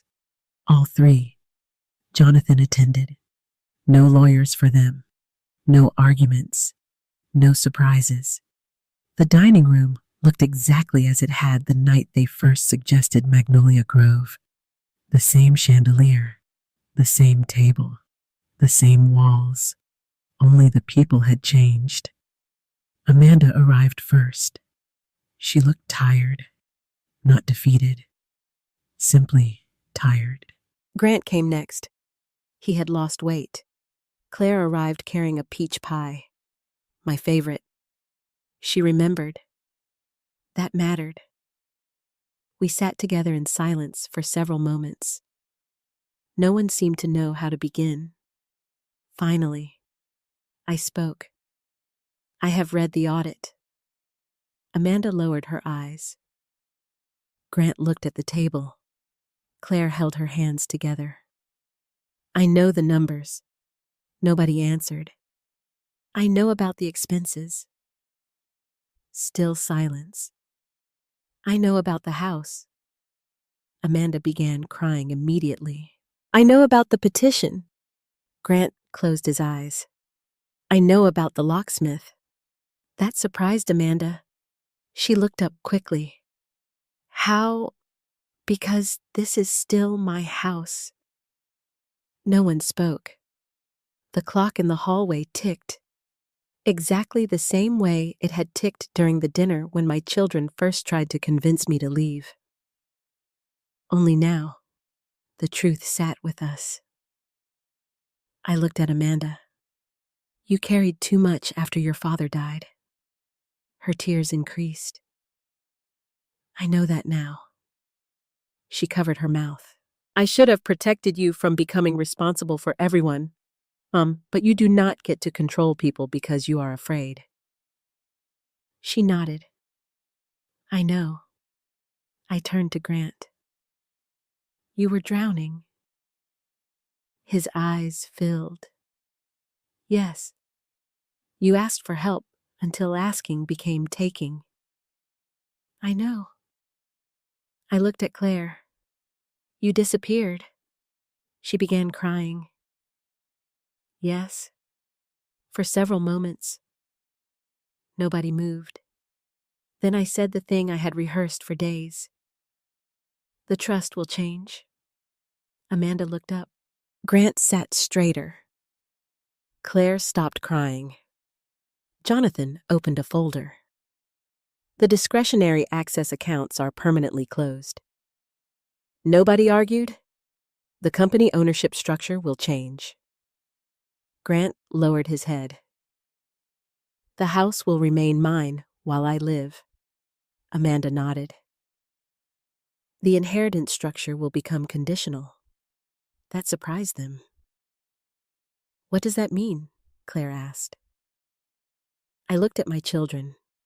It means inheritance is no longer automatic. Silence. Family counseling. Amanda blinked. Financial responsibility. Grant swallowed. Individual accountability. Claire wiped her eyes. And if we refuse, Amanda asked quietly. I answered honestly. Then I leave everything to charity. Nobody spoke. For the first time in many years, my children understood something. Their mother had choices. Amanda finally whispered. You would really do that? I smiled sadly. I almost lost my family trying to buy one. The room became very quiet. Then something happened I had not expected. Amanda stood up. She walked around the table. She knelt beside my chair. My daughter had not knelt beside me since she was a child. She took my hand. I am sorry. Not polished, not careful, not strategic. Just broken. Grant stood too. I am sorry. Claire joined them. I am sorry. 3 grown children. 3 damaged adults. 3 frightened people who had forgotten their mother was still human. I looked down at them. Forgiveness is strange. People imagine it arrives dramatically. Music, tears, embrace. But sometimes forgiveness arrives quietly, like opening a locked door. Not because the people outside deserve entry, because you no longer wish to live inside the room alone. I forgive you, I said. Amanda cried harder. Grant covered his eyes. Claire held my hand. Then I added the most important words. But forgiveness is not permission. All 3 nodded. That evening, after they left, Jonathan stayed behind. Well, he asked. I sat in Thomas's chair. The house felt alive again. Not perfect, not repaired, but alive.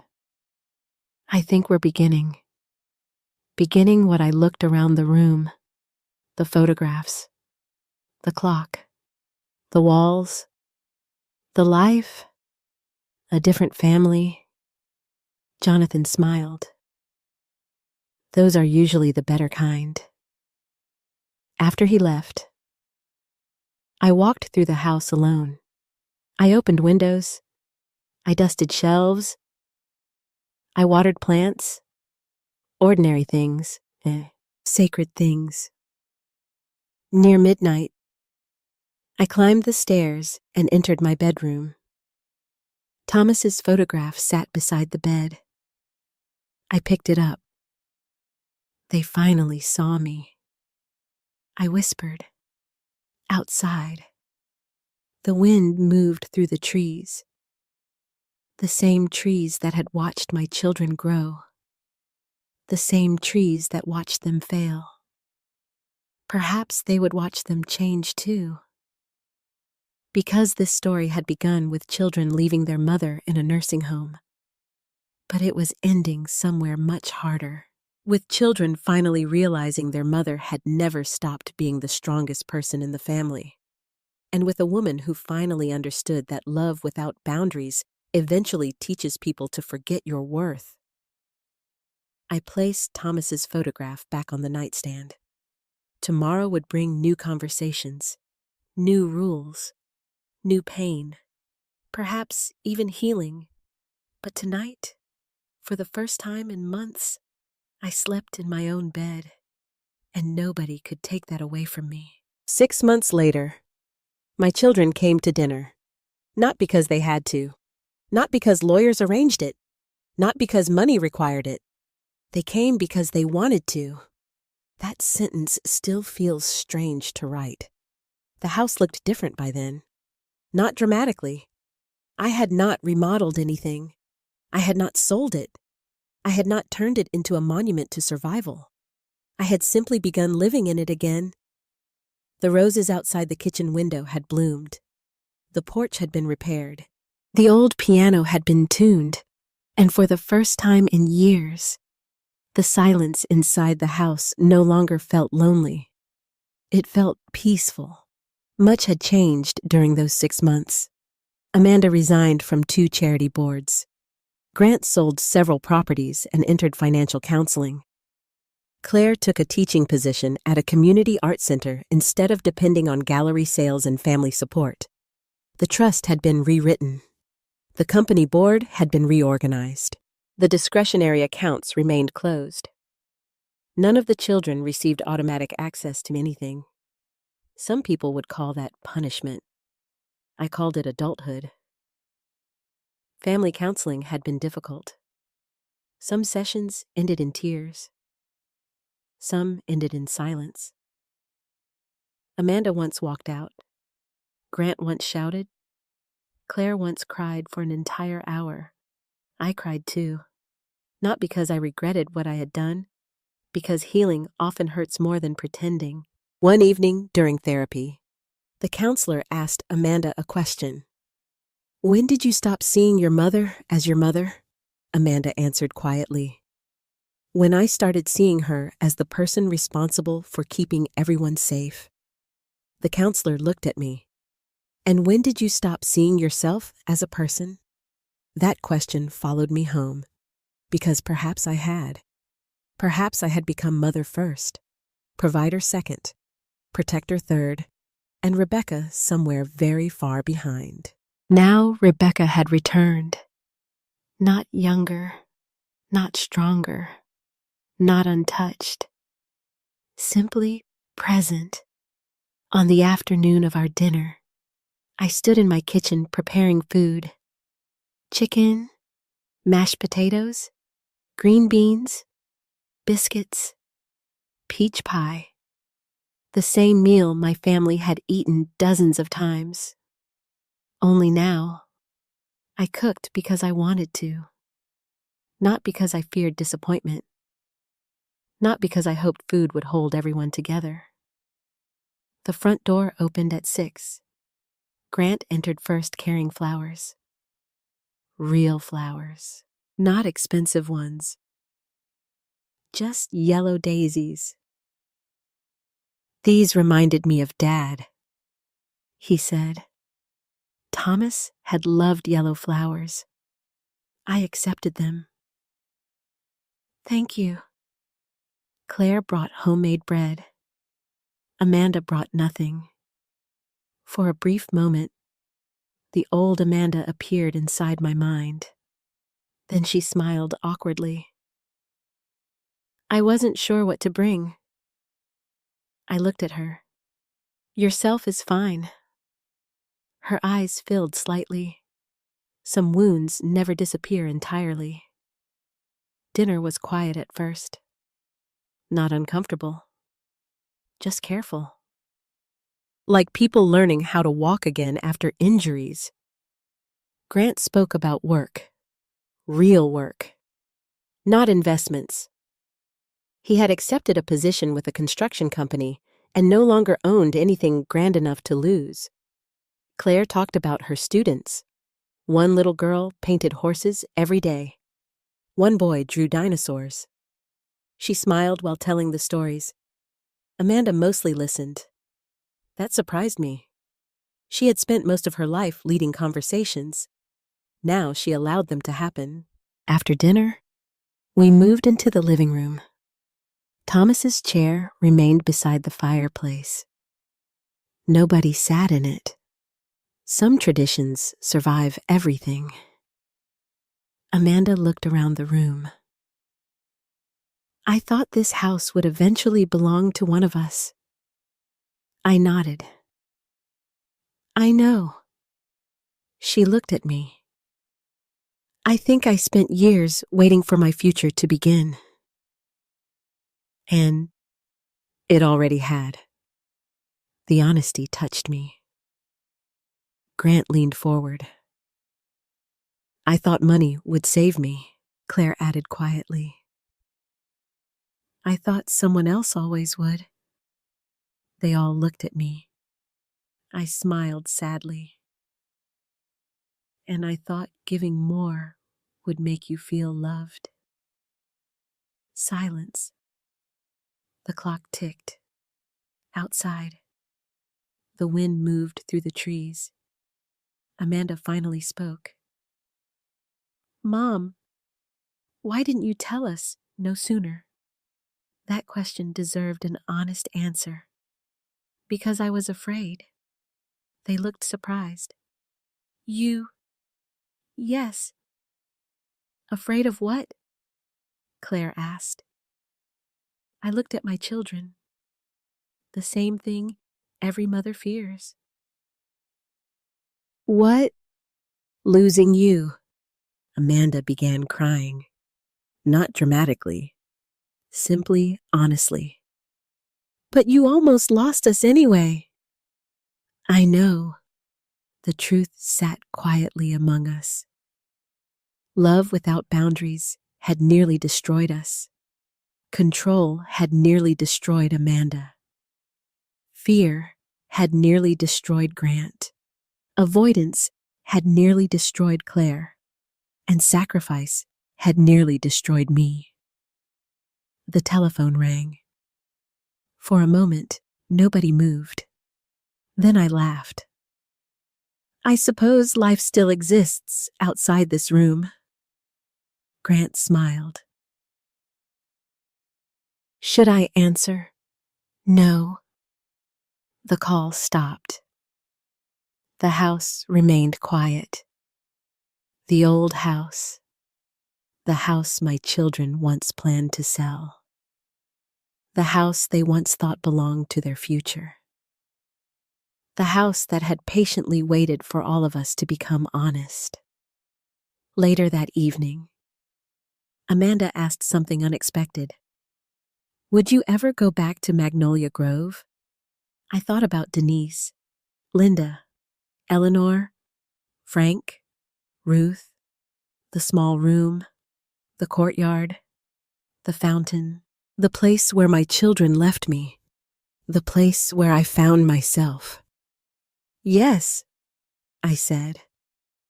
They all looked surprised. Why? Because some very good people live there. Amanda nodded slowly. I used to think it was a place people went to disappear. So did I. And now, I smiled. Now I think it's where I remembered who I was. Around 10 o'clock, my children prepared to leave.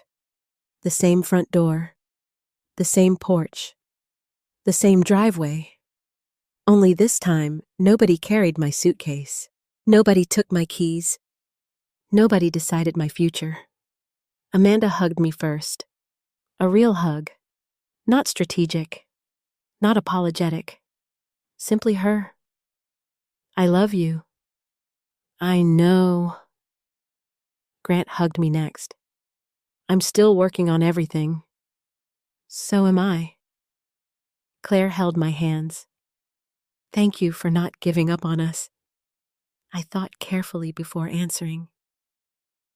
I did give up on some things. She looked confused. What things? The idea that love means saving everyone. Her eyes filled. Then they left. I stood on the porch watching their cars disappear. Months earlier, I had watched those same cars leave Magnolia Grove. That day, they carried my heartbreak. Tonight, they carried something else. Responsibility. The stars appeared above the trees. The neighborhood grew quiet. Inside the house, the dishes waited. The flowers stood on the table. The clock continued ticking. I climbed the stairs slowly. Age still lived in my knees. Arthritis still lived in my hands. Loss still lived in my heart. Healing does not erase anything. It simply teaches us to carry it differently. In my bedroom, Thomas's photograph rested beside the lamp. I sat on the bed and looked at him. They came home, I whispered. Perhaps he already knew. Perhaps he had always known. Because Thomas understood something I learned far too late. Families are not saved by money. They are not saved by sacrifice. They are not saved by fear. They survive only when truth becomes more important than comfort. My children left me in a nursing home. Their luxury cards stopped working. Their lives fell apart. And for a while, so did mine. But sometimes losing everything false is the only way to discover what remains true. I remained. My home remained. My voice remained. My children remained. Changed. Wounded. Humbled. But still mine. And as I turned off the light and lay down in my own bed, I realized something that would have seemed impossible months earlier. I was grateful. Not for the betrayal, not for the pain, not for Magnolia Grove. I was grateful that, at 72 years old, I finally learned that being loved and being used are not the same thing. And once you know the difference, nobody can ever take your life away again. There comes a moment in many lives when we discover that love and sacrifice are not the same thing.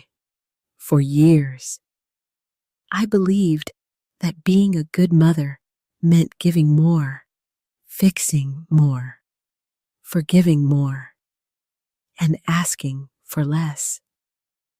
I believed my worth came from how much I could provide.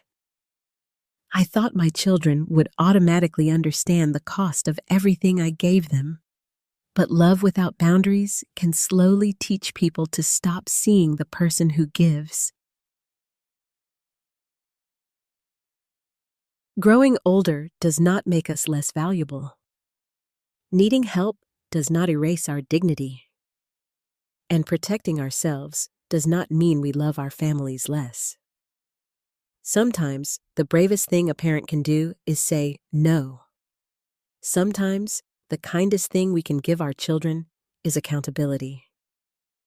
Forgiveness is important, but forgiveness without change only repeats the pain. Real healing begins when truth enters the room and everyone is willing to see it. If you are a parent, please remember your life still belongs to you. Your voice still matters. Your dreams still matter. Your home, your choices, your dignity, and your peace matter. And if you are a son or daughter watching this story, remember that parents do not become less human simply because they grow older. They still feel fear. They still need respect. They still deserve to be seen. The greatest inheritance parents leave behind is not money. It is character. It is honesty. It is love that includes boundaries. And sometimes families do not heal because everyone becomes perfect. They heal because someone finally becomes honest. Before you leave, I would truly love to hear your thoughts. Have you ever had to set boundaries with someone you loved? What would you have done if you were Rebecca? Please share your story, your feelings, and where you're watching from. If this story touched your heart, please consider liking the video, subscribing to the channel, and returning for more stories about family, resilience, forgiveness, and finding strength later in life. No matter your age, it is never too late to reclaim your voice.